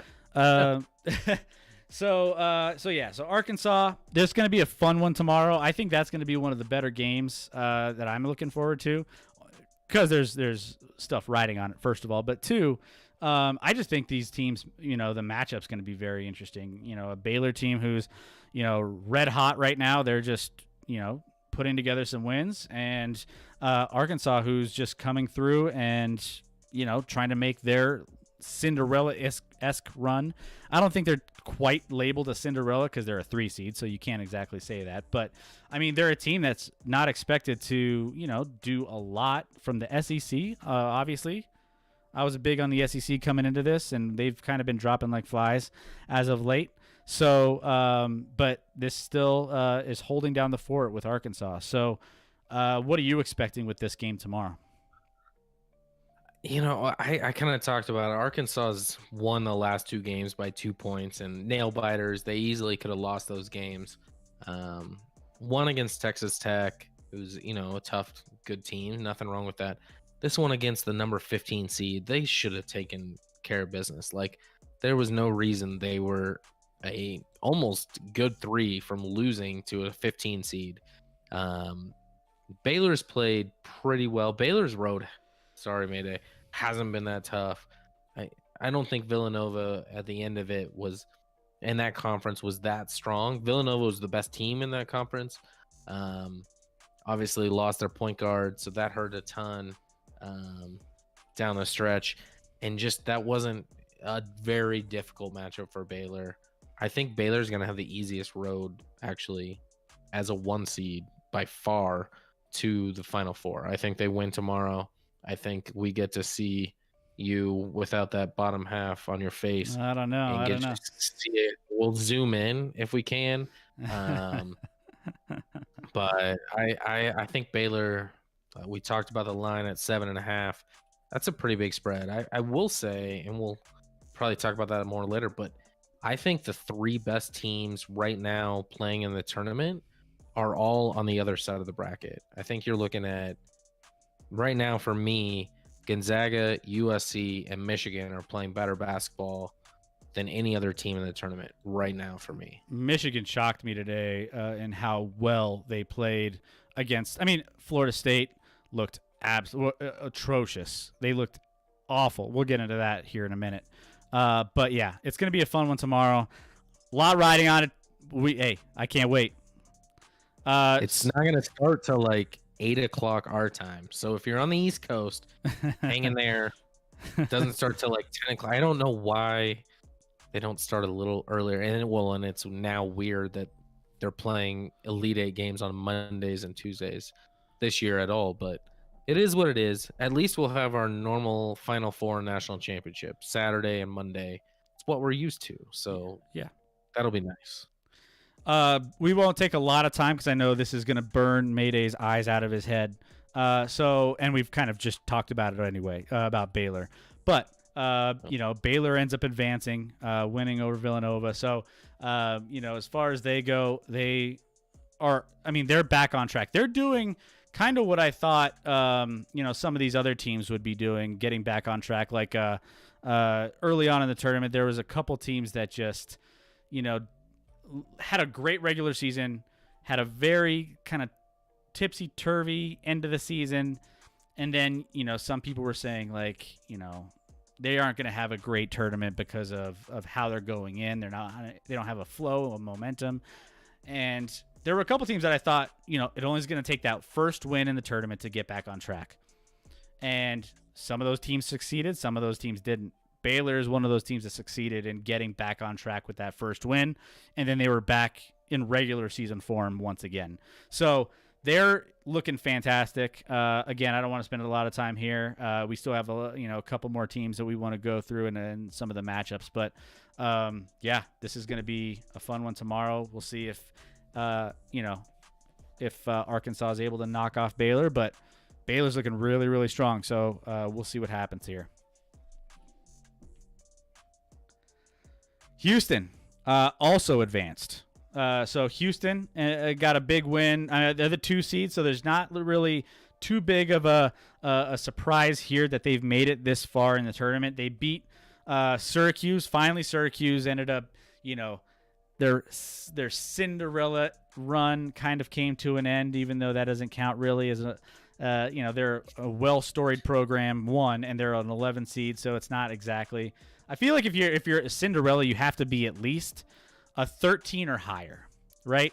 Well, an 11 seed making it to like the Final Four is Cinderella, but your name is also Syracuse, and you lose to Houston, so that's like true. Who's the Cinderella there? Yeah, and so Houston's played well all year. Obviously, 27-3. Yep. Their record just speaks for itself, and they're just a very dynamic team. So we'll see how they end up moving forward and playing in the next round. But they have made it to the Elite Eight. I thought the one of the other games I spoke of, the Loyola Chicago Oregon State game, was ugly. This game was actually uglier. Yeah, this one Syracuse shot 28% from the field ugly. For the game, 21% from 3. They scored 46 points in the game. Houston wasn't that much better, 38%, 26% from 3. Ugly basketball game that but Houston kind of rolled. Like, they were up 10 at half. There was never a threatening point for them, but it's easy to not threaten when you have a team that, Syracuse was a very, very flawed team this year. So I'm not overly looking forward to watching a Houston Oregon State it's Elite Eight matchup. Like, those two teams to me are both kind of irrelevant in the mix of, like, there's no way. I'm going to say right now, there's no way either of those two teams wins the national championship. I'd be shocked if either of them made the national championship game. The only way they make that is if Arkansas wins against Baylor. But either way, I think they don't win against the other side of the bracket, which has, Gonzaga would just destroy either of those two teams. I think USC would. I think Michigan would. That's the weakest region right there, in my opinion, when you're looking at the Elite Eight matchups. Mayday. Boys, I was in the bathroom. What did I miss? Oh, you just barely missed the Baylor analysis. We should go back. Scotty, you want to go back to that real quick? Did we even? Let's get back to Baylor. Who did they play? I don't know who they played. They played. Was it Villanova? I don't know. Let's go back and recap it one more time, so you didn't miss anything, and then you can go back and watch it on the VOD, Mayday, too. You can watch it a couple times, 3 times, whatever you need, So let's take a look at this side of the bracket, with this, so we have a matchup at the top: Baylor, Arkansas; bottom, Oregon State, Houston. Now, if we're going back and we're picking these games, all the way from the beginning. Let's starting a fresh, clean slate in the Elite Eight for this side of the bracket. Who's your Final Four out of these? I'm taking Baylor and Houston straight up. But I would take Oregon. Oregon State's like an 8-point dog. I take Oregon State in the points in that, but I think Houston wins that game. I think it's hard to go against what Oregon State's doing here. I think Baylor, I don't know, that's gonna be a fun one. I think Baylor is the stronger team, but maybe Arkansas can, figure something out. I'm hoping Arkansas can figure something out. You're just praying. Let's go SEC. But yeah, that bottom matchup, I think that's going to be kind of an ugly game too. I mean, we'll see. It's going to be kind of a sloppy, back and forth, maybe low scoring. I don't know. Who knows? Oregon likes to slow the game and kind of, muddy the waters a little bit. So, that's kind of been their MO up until this point, and it's been working for them. So I don't expect them to stop that against Houston. So we'll see. But, either way, I think the winner of this one, the winner of the South, I think is going to have a strong case. I think Baylor's going to potentially come out of that, unfortunately. I'm going to have a shaved face. We'll see. But that's what we're working with here. So on the rest of these games, now, obviously, your daughter may not recognize you, by the way. No, we're going to do, if I do lose this bet, or if we don't push, we're going to do the whole scaring your daughter with shaving your face and coming in the bedroom like in the morning and waking her up and her like crying probably. Footage of that. We're definitely gonna get footage of that. It's gonna be a lot of fun. Stop! Don't do it! Stop, Scotty! I'm about Mayday. Just calling out for you there. Just I want to do it. I want to do it. I'm very pro Baylor, so I was pretty excited. I needed Baylor so that we can see him without that facial hair. So, listen, sorry your Wildcats lost, but they also stomped my Jayhawks in the Final Four on the national championship run a few years ago. So I don't feel that bad because that game was rough to watch. So the Zags, obviously my boys here. I was pretty. I felt good. It's just one of those things where, like, you have your team that, like, they are confidently playing really good basketball, and you don't really have to worry about them too much. And then you kind of get, bored because they, like, are just playing just absolutely out of their mind. And the competition, I mean, Creighton obviously isn't going to be, like, burning doors off of anybody. They're a good team. They've made it this far, but, the Zags are definitely just a stronger team. Top to bottom, I mean, early on in this game, I knew the Blue Jays were in trouble when players not named Kispert or Jalen Suggs were hitting threes. Ayayi was hitting threes. The other point guard, their nice young point guard transfer from Florida, was hitting threes. They were just, clicking. And those aren't even their top three. I mean, well, Jalen Suggs is top three, but like as far as that goes, when you're getting production from, some of those other guys in the lineup, and then that opens up the game for like, Kispert or Timmy to make some big plays. Yeah. Timmy blows my mind in the fact that he's not the biggest guy on the court when it comes to a lot of these matchups where, he's facing the centers of these other teams and he's just like outsized, but he finesses. He'll do some things around the rim and he'll finish. His finishing is fantastic. He gets a lot of and ones. You see and ones all the time with Timmy because he just is very good in awareness around the rim. Man, I just think, from what I saw today, we were talked about this early on. I mean, their competition isn't exactly been the best in these opening rounds, but they've been doing what they need to do and putting them away soundly. There hasn't been any questions in the tournament so far for the Zags. They've shown that they're the true number one, and they're putting teams away by a lot. So that feels good. It's going to be a tougher matchup against if we do end up seeing SC.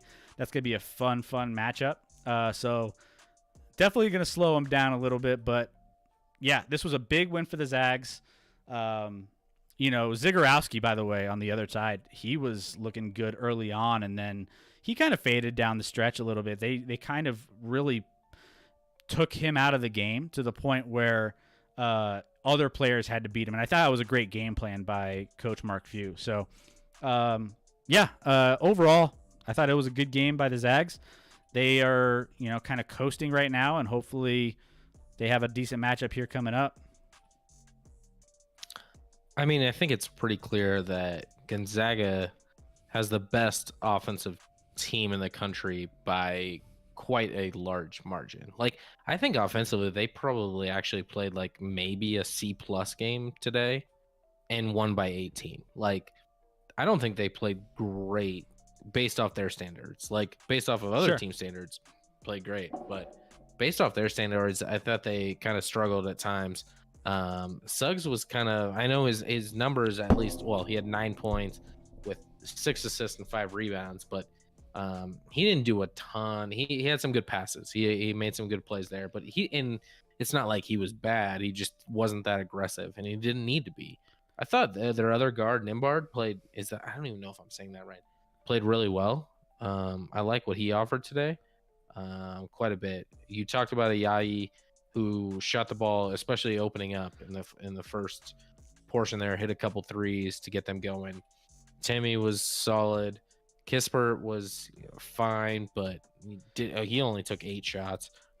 Suggs and Kispert only combined for 15 shot attempts. So Yeah. they're deep. They're offensively really, really good. Creighton, shot the ball from 3, which they do a lot normally, really, really poorly. They made 5 of 23. So, not that they weren't contested. So they were at times difficult shots, but they missed some good looks as well.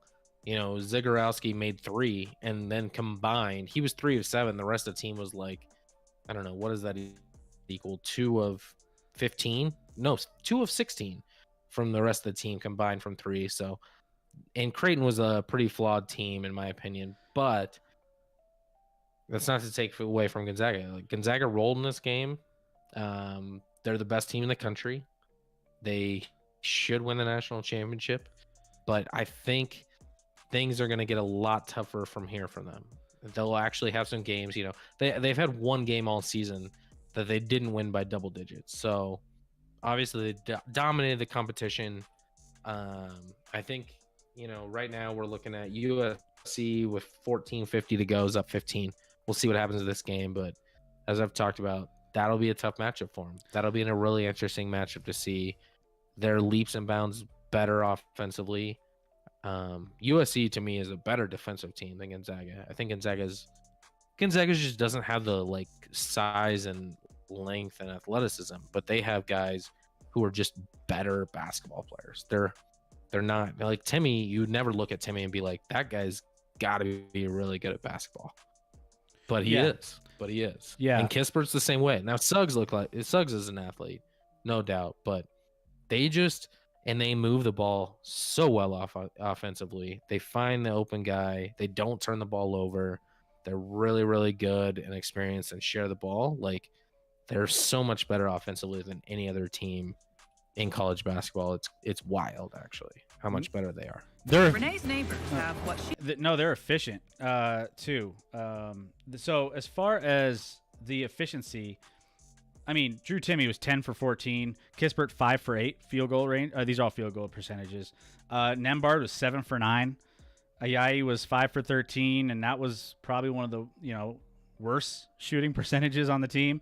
I mean, overall, they just they shoot the ball better.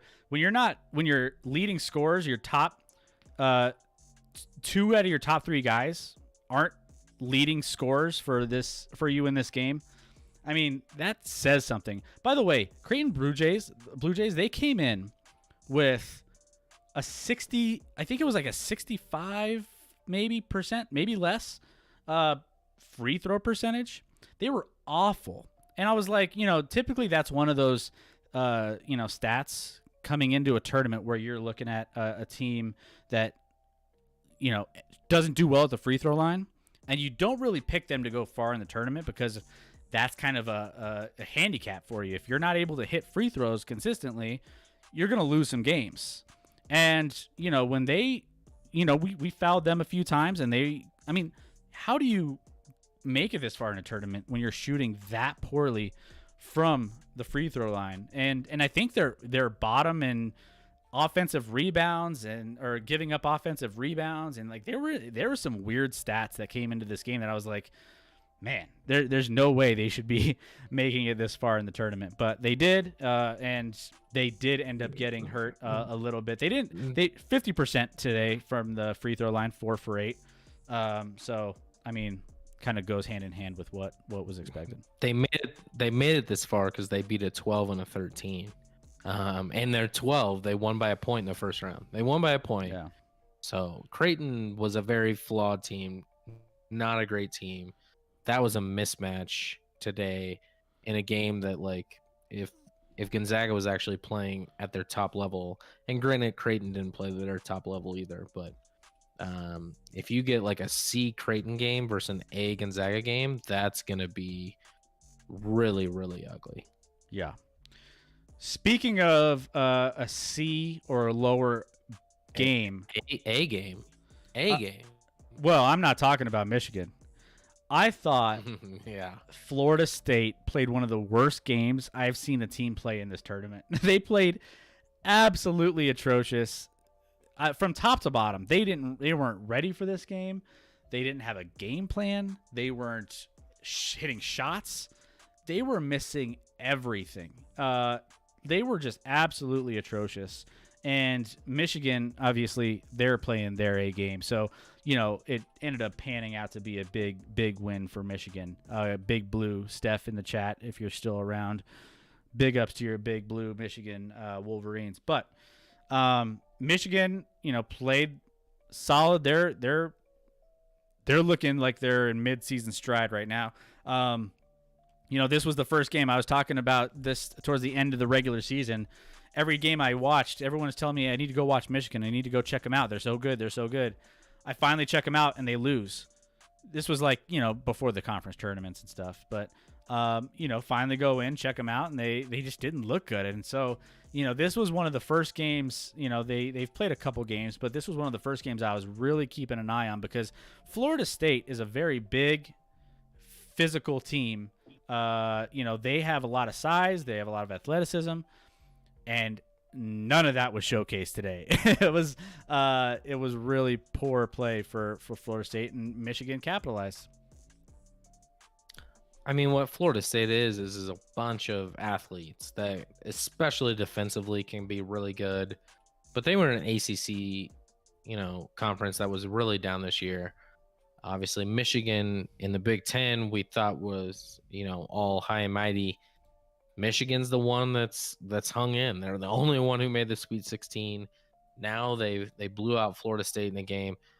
Michigan's a big team. Michigan has, with Dickinson and Wagner, a lot of size. They're smart. Like, I didn't see a lot of the first half of this game. I basically watched the second half.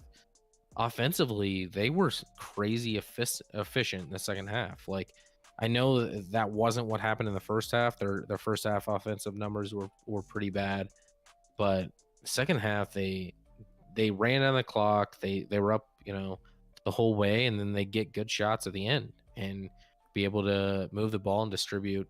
Not crazy athletic, outside of Wagner, who's kind of a stud. He's a 6'9" guy who has a lot of athleticism, can shoot from the outside, can drive. He's a tough matchup for sure. Otherwise, they just have smart guys who know how to play the game. Well coached. They're not. Yep. Certainly, Juwan Howard's done in his first year there a great job of coaching this team. They're going to be able to recruit moving forward with how Juwan's done this. I always question those former players going into the coaching game, but Howard's killed it this year. He's led this team, obviously, and he's going to be able to relate to recruits moving forward and show his results, that he's not just a guy that's like, oh, you've heard of me and I played for the Fab Five. No, I can coach too. So they're going to be, I think they're going to end up being too much for UCLA, and they'll make it to the Final Four. I think they'd actually lose. I think they'll lose in the Final Four, but without, they obviously lost Livers right before the tournament. They played really well. We both thought they wouldn't make it this far.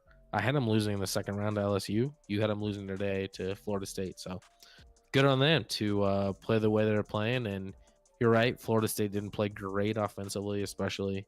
But they're just a bunch of mismatched athletes. It's like 5 of the same guys on the court at times. It seems like they don't really have a true point guard. They're just like a bunch of athletic guys who play a lot of one-on-one. That's what I saw from Florida. Yeah, Florida State, unfortunately, weren't the team that we thought they would be, and they didn't look great. So that wraps up, as far as the games that we prepped for leading up to this. So, hey, the Big Ten is actually elite, Scotty. It's actually elite. Michigan is in the top 8. Yep. Forget that, right? Forget all that. We knew Big Ten is garbage. They were elite. Big Ten is actually elite. Man, it just took Michigan to get here to tell us that. But hey, it is what it is, man. They did their thing. They're marching on. So they're looking really, really good. They're actually kind of scary for me, if they do make it to the Final Four with Gonzaga. That's going to be, not to overlook SC if that's what ends up happening here, but SC's first. But Michigan could present some challenges. They do have a little bit more size, because as far as Drew Timme goes, he can handle maybe one guy, but if you throw a couple big boys in the paint with Drew Timme, I think that's where he could struggle, and he might not have the same ability to finish as you. That if we play Michigan, it's going to be coming down to the shooters for the Gonzaga Bulldogs. It's going to be coming down to Kispert, Neymar, and Suggs needs to be hitting some shots. They all need to be shooting lights out, because they're not going to be able to get that inside game as readily as they have been against the Michigan team with some size of what they have. So, yeah, that's going to be a tough matchup for sure. So, again, this is what we started with, and we're marching on through all of this. So, we are going to be keeping this thing rolling. So we have our Wednesday show coming up, where we're going to be getting all of these matchups, recapped for you. We're going to do another round of this, kind of recapping the games, making sure you're up to date with everything that's going on. You might see me clean shaven, who knows? And then from there, we're going to be kind of breaking down those Final Four matchups, because at that point, we're going to have an idea of who's who, what they're capable of doing, who their matchups are, everything. So we're going to do that on Wednesday. So don't go anywhere. If you're here and you're watching, make sure you hit that follow button on Twitch, YouTube, Facebook. We're multi-streaming on all 3 platforms. So make sure that wherever you're watching, you're hitting that follow button. It means a lot. And Scott, it doesn't cost you anything, right? It's free. I think it's free. For now. I'm kidding. Free. It's free for forever. It's free. Have you seen those commercials, by the way? It's better than free, because you get an update every time we're going on, like a reminder. If you subscribe to those reminders, hey, they're on. I already forgot. Let me hop on. I don't want to miss this stuff at all. So I don't know why you wouldn't subscribe multiple times if you have different logins. Just do it. Yeah. No, it just, and we love seeing familiar faces. We see Mayday here weekly. He's a regular in our little lab. It's like you go to the bar and you have the same bartender every single week, and they know your order and everything else. That's what we want for you guys. We already know Mayday's order. He's always ordering the Philadelphia special. We got him taken care of. We already know Steph. Yep. Steph is. We'll cater the show that way. Yeah, Steph, we know she's all about the Michigan Wolverines. So, we'll throw them some love. We want to throw your team some love. So hit that follow button. Get active in the chat. We love all of that. So that way we can, get those recognized faces. P. Nixon's been. Yeah. P. Nixon's always been active in the chat. We appreciate it. He's a Zag alum, not like yourself, but like your wife at least, and a Zag fan like yourself. So he's always been active. He gets after it. Deb we appreciate it all. So all of it. We can't do this without you guys, and you guys hopping in the chat provides us with so many more talking points that maybe we don't think of, and helps get you guys involved and us involved. We love to do it. So absolutely. So keep those follows coming. Keep those chats rolling through, and we will appreciate every single one of you. So, yeah, wrapped up that. We have a little bit of time left, so we want to cover the Mile High Spotlight. Now, we have... Can we do... Sorry, I'm going to take a 1-minute break before we hop in on this. Yeah, let's do it. You go ahead, take a break. I'll start introducing everything we got going here. You got it. So, obviously Sundays we hit our Mile High Spotlight. We're local here in Colorado, so we like to touch on anything and everything when it comes to all of our local sports for all of our local fans here in Colorado. So, if you still have, obviously we have a lot of people from all over the country potentially watching. So just because we're talking about Colorado sport doesn't mean you got to shut it off and like, all right, that's the end of the show. We'll talk anything you guys want to talk about, but we're just going to focus here on a little bit of Colorado stuff. Throw your favorite teams in the chat. Let us know who you guys want to talk about, and we'll talk about those as well. Kind of get the whole broad spectrum around your favorite teams, your favorite topics, any news that's going on. So we want to make sure we cover it all. But as far as this goes, we're just going to highlight, some of the Avalanche and Nuggets. Those are the big things. Real quick, obviously Scott works for the Colorado Rockies. So we have opening day coming up here on April 1st. He's pretty jacked up about that. I'll be at opening day for the first time ever. I don't know if you guys have ever been to opening day before. Scotty, we're opening up with some Colorado Rockies since opening day is April 1st. I will be in attendance for the first time ever. I've never been in an opening day game. And it's going to be a little different. It's not the same as every opening day because there's going to be less fans, obviously. But I'm still going to get excited. There's still going to be a lot to go down. And Lodo area in Colorado, if you haven't been, is fantastic usually. The bars are still opening up more and more as COVID kind of trims down a little bit. So it'll be fun. I can't wait to go. But opening day coming up. It's coming fast, and we're super excited for it. Yeah, locally, I don't feel like every city and team has the opening day experience that the Rockies have. Like, the Rockies, generally, we always open up at home on a Friday. We actually request it. This one's on a Thursday, but we're opening up against the World Series champions, the Los Angeles Dodgers, with a 4-game set. So getting fans back in the stands for the first time, and obviously we didn't have any last year, so it'll be a lot of fun. I think the atmosphere downtown will be more electric that day than it's been since COVID started. Like, I think it's going to be the which some people may view as bad, but to me, like, that's exciting. Like, we're moving forward.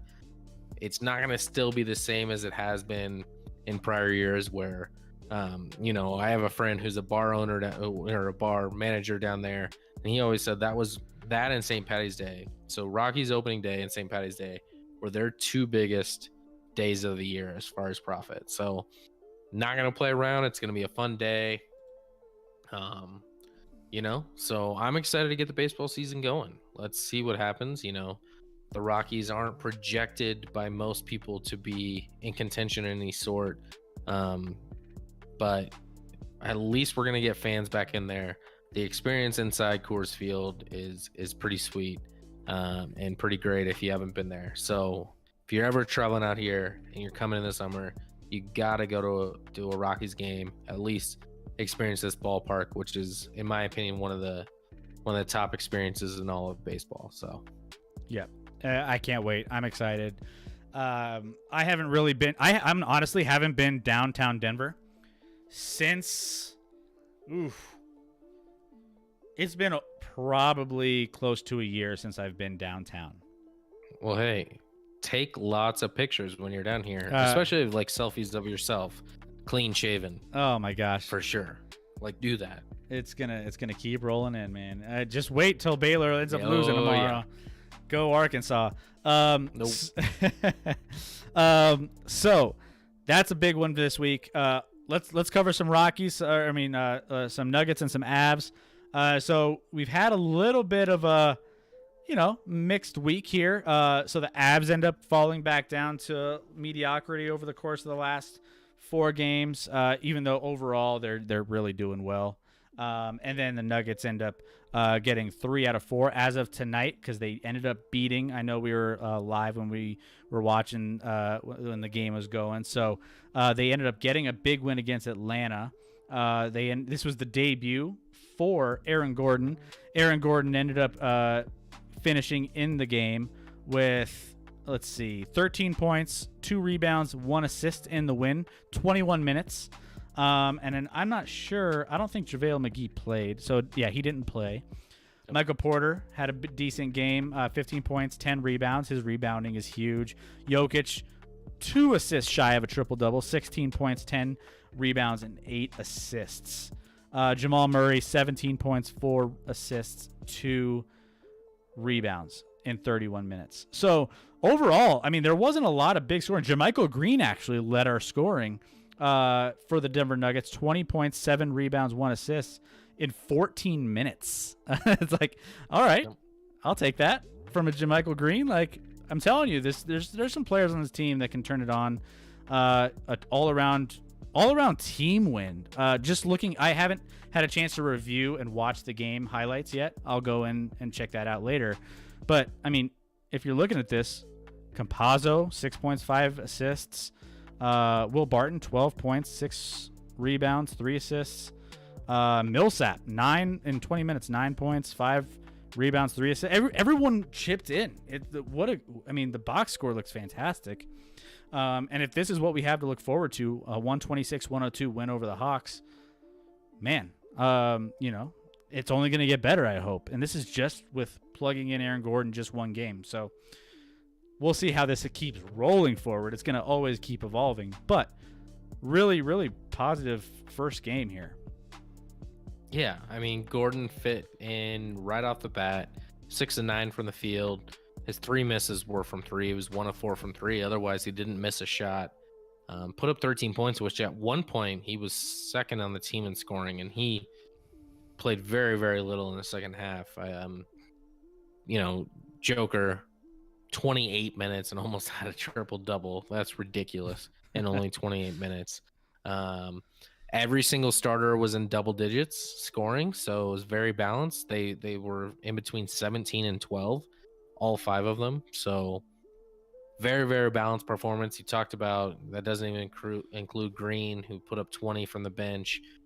Millsap had 9, and Bobo even had 8 at the end. He got his 5 minutes, went 3 of 3, 2 of 2 from 3. Like, Bobo, man, that always gives you a taste. Like, why doesn't he get minutes? Like, I don't know. Is there any way he can play over like Barton or something, and like at least some minutes, not like fully over Barton, but like steal some minutes? Like, he's so like long and a great shooter. He's a really, really good shooter. I'm sure it has to do with he's just completely and entirely lost offensively, but I don't care. Like, let's see what we got with him right now. Like, now's the time. Yeah. If you have those other 4 guys in the court with him, like, what's the worst that can happen? What is he gonna do that's gonna blow it up that badly?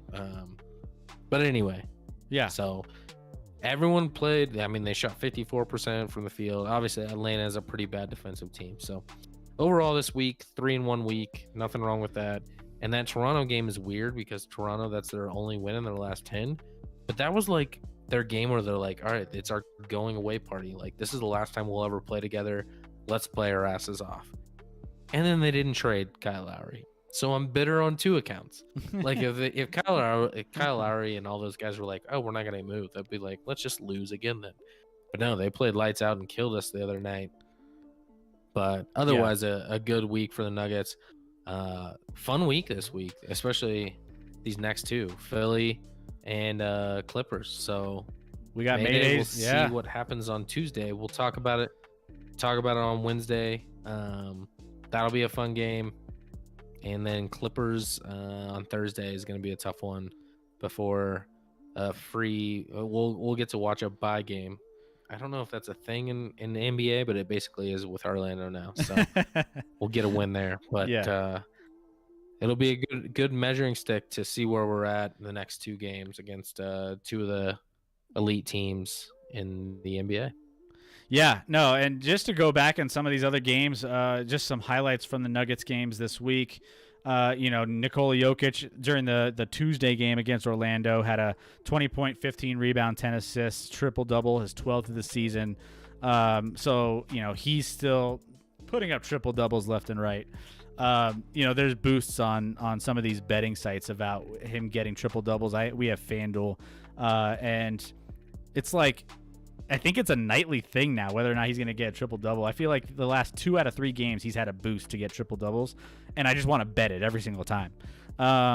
He's just fantastic. So, can I just say real quick, this is not important, but... Go ahead. Sorry. I was just going to say, like, the Ice Cube song, if everyone's familiar with the Ice Cube song, he was a rapper back in the day, for you guys who don't know. He was kind of important, but he literally had the lyric last week, fucked around and got a triple double. I feel like that's what Joker does. Like, he just doesn't even have to try or play a ton of minutes and he can get it easily. Like, he literally, when Ice Cube did it, it was at the YMCA probably against like some 3rd graders, but Joker does it against the best guys in the world. Oh, and he makes it look easy. Oh, there was a slow-mo Euro step. I can't remember what game it was. I think it was maybe the last game, not tonight, but the previous game against New Orleans, where he did this nasty Euro step.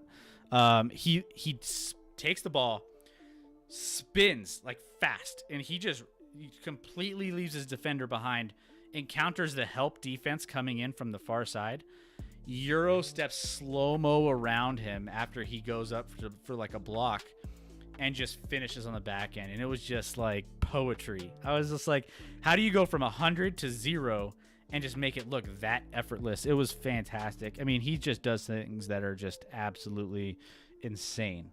So they won their 9th straight against the Magic at that point. 16 time and 18 meetings dating back to 2003, 2004 season. Jokic got his 10th assist with slightly more than 4 minutes remaining to move into 2nd place in the NBA with 12 triple-doubles, trailing only Russell Westbrook with 14. He has a franchise-best 53 triple-doubles in his career, and he began tied with James Harden at 11 for that game. So, yeah, he's just, just unbelievable.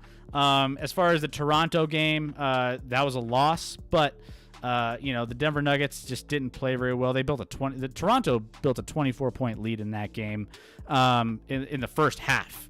Shot 50% on 3-pointers overall to win for the first time since February 26th. That was a rough game.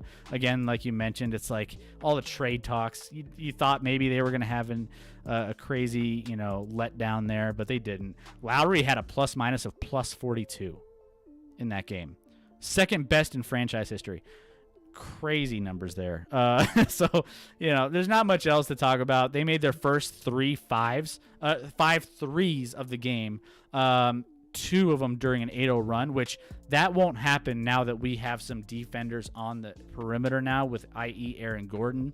I think he's going to be able to stop some of those threes that we've been giving up a ton of. So, I think that's going to be definitely one of those things that we'll be able to slow down as the season progresses on. So we'll just chalk that Toronto game up to just a bad circumstance and bad situation, but otherwise good week. I think New Orleans is a really bad matchup for us. Actually, we pulled that out late. Zion was I think he was 16 of 19 from the field in that game or something ridiculous. He's a terrible matchup. We don't have a guy. Maybe now we have a guy because Gordon didn't play in that game even though we had traded for him. So maybe we have a guy that could guard Zion moving forward. But in general, we lost to them a week prior in a game we never should have lost. So got the win this time, and we'll see what happens this week. Man, Zion's a beast. Man, watching him on the court is there's nothing like Zion. 39 points, 16 of 19 shooting for New Orleans. 10 rebounds, 2 blocks. Man, like, he is a bulldozer, and he's athletic too. Like, you think like, oh yeah, you see him on the court, he's not going to be able to move efficiently, or he's not going to be able to do anything like crazy athletic. Man, he can turn it on fast, man. That guy, if he's charging down the lane, I'm not taking that charge. He's going up. I'll let that happen, man. He's crazy, and he's oddly satisfying to watch, which is strange to say, but just his size and he shouldn't be that athletic. He shouldn't. Jokic scored at least 30 points in 16 times this season, and at that point, in the week, won 7 of 8 road games. So yeah, as far as that goes, Nuggets are playing really well on the road. So that's always a plus whenever you can. Obviously, road games aren't exactly the same weight when there's no fans in the stands, so it's not exactly a huge thing. But the Nuggets have historically, over the last 2 or 3 years, been a decent road team. So what's also great is the fact that Murray, Jokic, and Porter have been playing pretty consistently together on these last few games, and they've all been playing really well. Porter in that game scored 25 points. Jamal Murray had 23 points. Jokic had 37 points. So your big three are putting up points for you. They're putting up production, and that's good to see them meshing really well. That's what we were calling for, about a month ago, when we were like, we really need to see these guys just really put it all together, and they're starting to do that. Michael Malone will just have to add one more piece of the puzzle with Aaron Gordon, but other than that, we're looking good.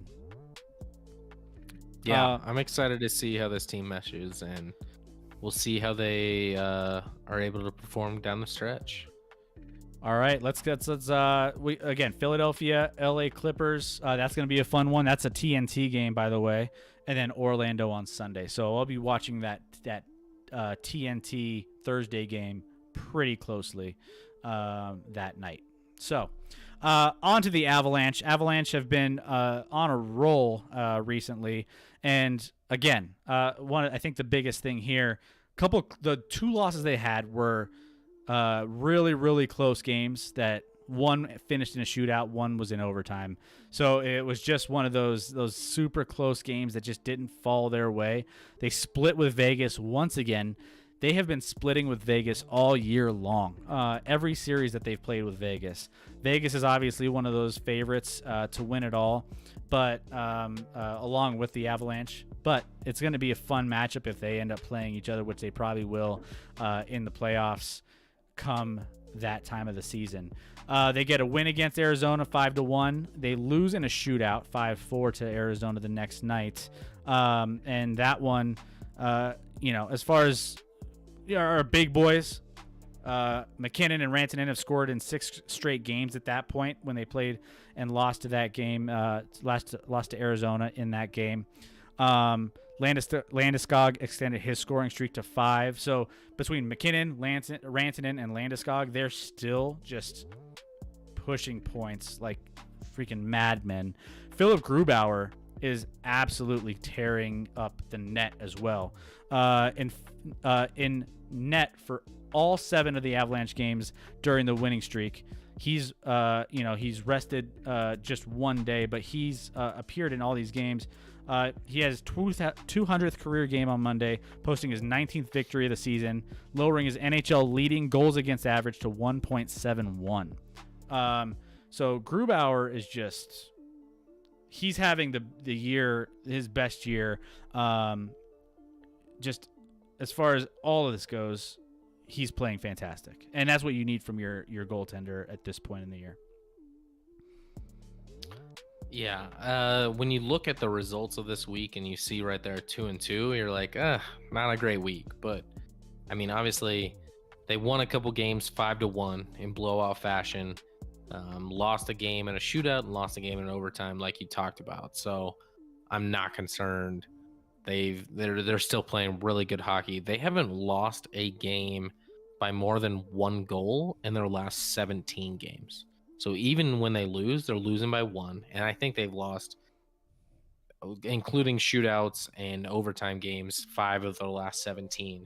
And all 5 of those were either in shootout or by a goal or less, and some of those in overtime. So this is a team, especially when Grubauer's in net, that is dominant. They're tied with, I believe right now, checking the odds, with Tampa Bay as the odds-on favorite at 6-1 to win the Stanley Cup this year as we speak, even though they're behind Vegas in the standings. Toronto and Vegas are at plus 750, 7.5 to 1. And then after that, it's like 13-1. So there's 4 clear favorite teams. I don't think Toronto should be in the mix there. I think Colorado, Tampa, and Vegas are the clear favorites. And I think Colorado, maybe I'm just a homer, but Colorado, when they're playing at their best with the amount of talent they have, they're the best team in the NHL. And they're playing really, really well right now, even with a couple of losses this week, as you show on the schedule there. They're just fine. They're going to be fine. They've stretched. They're a point behind Vegas right now in the division, which really doesn't even matter. They just need to finish in the top 4, which they pretty much are guaranteed of. So yep, we'll see what happens as they get down the stretch here and start the postseason, which is when it gets real fun in hockey. But they're playing up to their standards a little bit. They'll continue to get a little more healthy, and we'll see what happens. But they are an elite hockey team for sure. Yeah, and you'll notice that when they win games, they win by a lot. Their goal differential on the season is plus 38. Golden Knights on third best. Looking at the Tampa Bay Lightning, plus 41. They're 24-8. They've lost 2 games in a row, by the way. So Tampa Bay is kind of just, streaking down a little bit, but they're still plus 41 goal differential, 24-8 record. They are looking pretty good in the Central Division. I'll say with Tampa, they are really good. There's no doubt about that. But that division, especially the bottom half of that division, or actually the bottom 5 teams, are all not good. There's like 3 good. They're one of the 3 good teams in the division, so they get to play a bad team almost all the time. That division is the worst in hockey, along with the Canadian division, which isn't great. But Tampa's a good team, no doubt. Very good team. Yep. Unfortunately, Philadelphia Flyers, they're kind of bottom half, barely. They're almost in the top half. They're right behind the Boston Bruins. So I know that was a team that we were all looking on, and I know Mayday loves his Philadelphia Flyers. But as far as they go, they're on the up and ups. But as far as some of the highlights from some of these other games from the Avalanche, I don't really think there's too many others. Just again, the consistency from just all the playmakers for the Avalanche is what really stands out to me. Even in the Vegas win 5-1, Cale Makar, Gabriel Landeskog both recorded a goal and assist during a 4-goal second period. Just rush to beat the Golden Knights. So Grubauer in that game stopped 17 shots to earn his 8th straight win. Between the goaltending and our top line, it's hard to go against what the Avalanche are putting together on the ice, as long as they can stay healthy. Also, that game, I know we talked about this on our last show for the pregame warm-up. The Avalanche wore the specially designed jerseys, the Boulder Strong jerseys, which they featured number 10 for all those jerseys to represent the 10 people who unfortunately passed away during that terrible shooting. And those jerseys were signed and auctioned off, with the proceeds going to Colorado Healing Fund, which supports the victims and the families and the community that was affected by the mass violence that took place there in Boulder. So that was a really highlighting moment for them to throw that out there. I know we saw a lot of outreach from all of our Colorado teams. Michael Malone getting emotional on the Nuggets post game conference, and then this happening with the Avalanche. I thought it was really, really classy.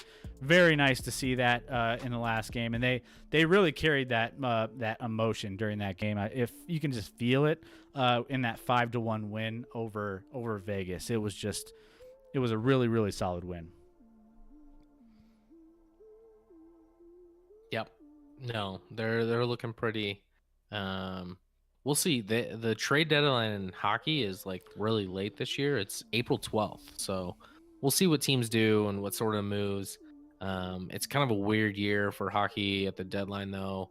Like the salary cap limits, and then next year there's going to be an expansion draft before the season with the Seattle Kraken entering the mix and having an expansion draft. So that affects some of those trade deadline deals and activity, but we'll see what teams try and do as we get down to that point, which is still a couple weeks away now. So Seattle Kraken. By the way, if you don't know what the Seattle Kraken's logo looks like, go check it out. I texted it to a couple people. I was like, when it first came out, I was like, Seagram's alcohol called. They want their logo back because it's the same exact S. It's so funny. It's like you can't unsee it once you've seen it. But anyways, all I can think about is like a Seagram's and 7. And that's all I want to order every time I see their logo. It's like the Seattle Kraken. It's a mix of like Seagram 7 and Captain Morgan. So yeah, it's like a combo of the two. And then you have the Kraken rum. I guess the Kraken is their mascot, and the rum. Yeah. Captain Morgan makes Kraken rum. Yeah. Is that who makes that? I never knew that. It's Captain Morgan. The more you know. But yeah, so there's a lot happening this week. There's not that much Bronco news. We're gonna get probably more into the NFL as we get a little closer to the draft. So Broncos pretty quiet this week after all the movement that we talked about last Wednesday. Nothing really too much to report there. Same thing with most NFL teams. All the flurry of deals kind of already came and went. So now we're just awaiting all of the news regarding all the NFL draft, which we are going to have a big NFL draft special coming up soon on our show. It's going to be absolutely crazy. I've already started building out what we're going to be putting together for that. It's going to be a lot of fun. I can't wait for all of you guys to be a part of it. We're going to be doing, extended draft streams. So that way, we can touch on all the different NFL updates for each team, all the trades, all the players that are getting drafted to each team and what it means for those teams. So that's going to be a lot of fun. We are approaching the end here. I know we had some followers either offline and then during the stream over the last couple streams. K Vogel 86, thank you for following. Let's see who else we had here. I think we had Rose in Facebook. We had Lisa and Sheridan Facebook while we were offline. R.S. Parker. Obviously, we have all of our followers here that are in the show participating. We mentioned Phoenix. Thank you for popping in the chat. Mayday, Deb, Steph. Who else popped in and chimed in here? I think that's it. But Ella Cola. Oh, Ella Cola. Yep. At the top. Popping in. So thank you guys all so much for being a part of it. Again, thank you all to the followers. If you're not following, hit the follow button on Action Lab in Twitch, Facebook, or YouTube. We are live on all three of them every Sunday and Wednesday. We're going to be popping live Wednesday, 7:30 Mountain Time, 9:30 Eastern. So make sure you're here. We're going to be covering all of the updated brackets for March Madness on Wednesday. We have a lot to talk about when it comes to maybe some of the NBA and all top news that's going to be happening throughout the course of the week, because things always pop up, right, Scotty? There's always something that just blows the doors off of all of the different, sports that, something crazy is going to happen. Deb in chat, go Arkansas. She's still reaching just for that Arkansas. Really Razorbacks. Wants that to work out. Really wants that to work out so she doesn't have to see the bottom half of your face. Yeah, I think it's more of a beard go Arkansas than anything else. She's all of a sudden the biggest Arkansas fan saying prayers. This isn't Loyola Chicago. We don't have Sister Jean on our side to say even more prayers for us. So yeah. So I don't know. We'll see. But it'll be fun. Can we get you? Maybe we can get you to shave it live on the stream on Wednesday. You're assuming that Baylor's just gonna run away with this thing. Oh yeah, no, it's already done. It's already done. Who knows? Maybe we do. Maybe we do it just live on stream, and we just do it. I'll just throw it on my phone. We'll stream it live from Streamlabs via mobile device, and we'll just get it going. And I'll be monitoring. Like, you have to shave daily. Like, clean shaven means clean shaven. Like, you have to shave every day. What did we decide? What was it, like 3 weeks, 4 weeks? I think I think it was 3. 3 weeks for me, 3 months for you. Yeah. But it means clean shaven doesn't mean stubble, by the way. It means clean shaven. Hey, I mean, I'm gonna be a stickler on it. Again, you're gonna have some nice Easter photos with your family. Oh man, here we go. We're gonna look back on these photos. Memories. We're gonna look back at these photos if it happens. If Arkansas does lose, oh man, we'll see. Hey, what? So, Deb in chat, that's what all the big teams said. True. Yep. So, we'll see you guys on Wednesday. Let's talk some March Madness. We got Final Four. We're gonna break down everything and then everything that we just saw today. We're gonna put it all together, roll it up in one big ball, and have a big March Madness bracket. Final Four. We didn't showdown. We didn't touch on NFL. There was a big trade movement this week in the NFL with the 49ers moving up and Miami moving back and then up again. So we'll dive into that on Wednesday, get into what that means for these different teams. But it seems like the 49ers are giving up on Jimmy GQ and really looking at getting a quarterback in the draft this year. Yeah, they're in a sense, I think, taking their names out of the Deshaun Watson side of things potentially, with just focusing on getting a nice young quarterback that doesn't have allegations, like 16 up to this point. We'll probably touch on some of that. There'll probably be some new news on that. So much to talk about on Wednesday. I hope all of you guys come back so you guys can check it out. Make sure if you're not following on all of our different social media platforms, you end up going and follow those as well. But those are secondary. Follow us on Twitch, YouTube, and Facebook first, so that you get all the notifications when we go live. But love all you guys. Hope you guys have a fantastic start to your week. We will see you halfway through to Friday. You know, we always like to check in with you halfway through the week to make sure you guys are still, rocking and rolling with us and having a good time. So love all you guys. Hope you guys have a fantastic night, and we will see you guys all back here in the lab on Wednesday.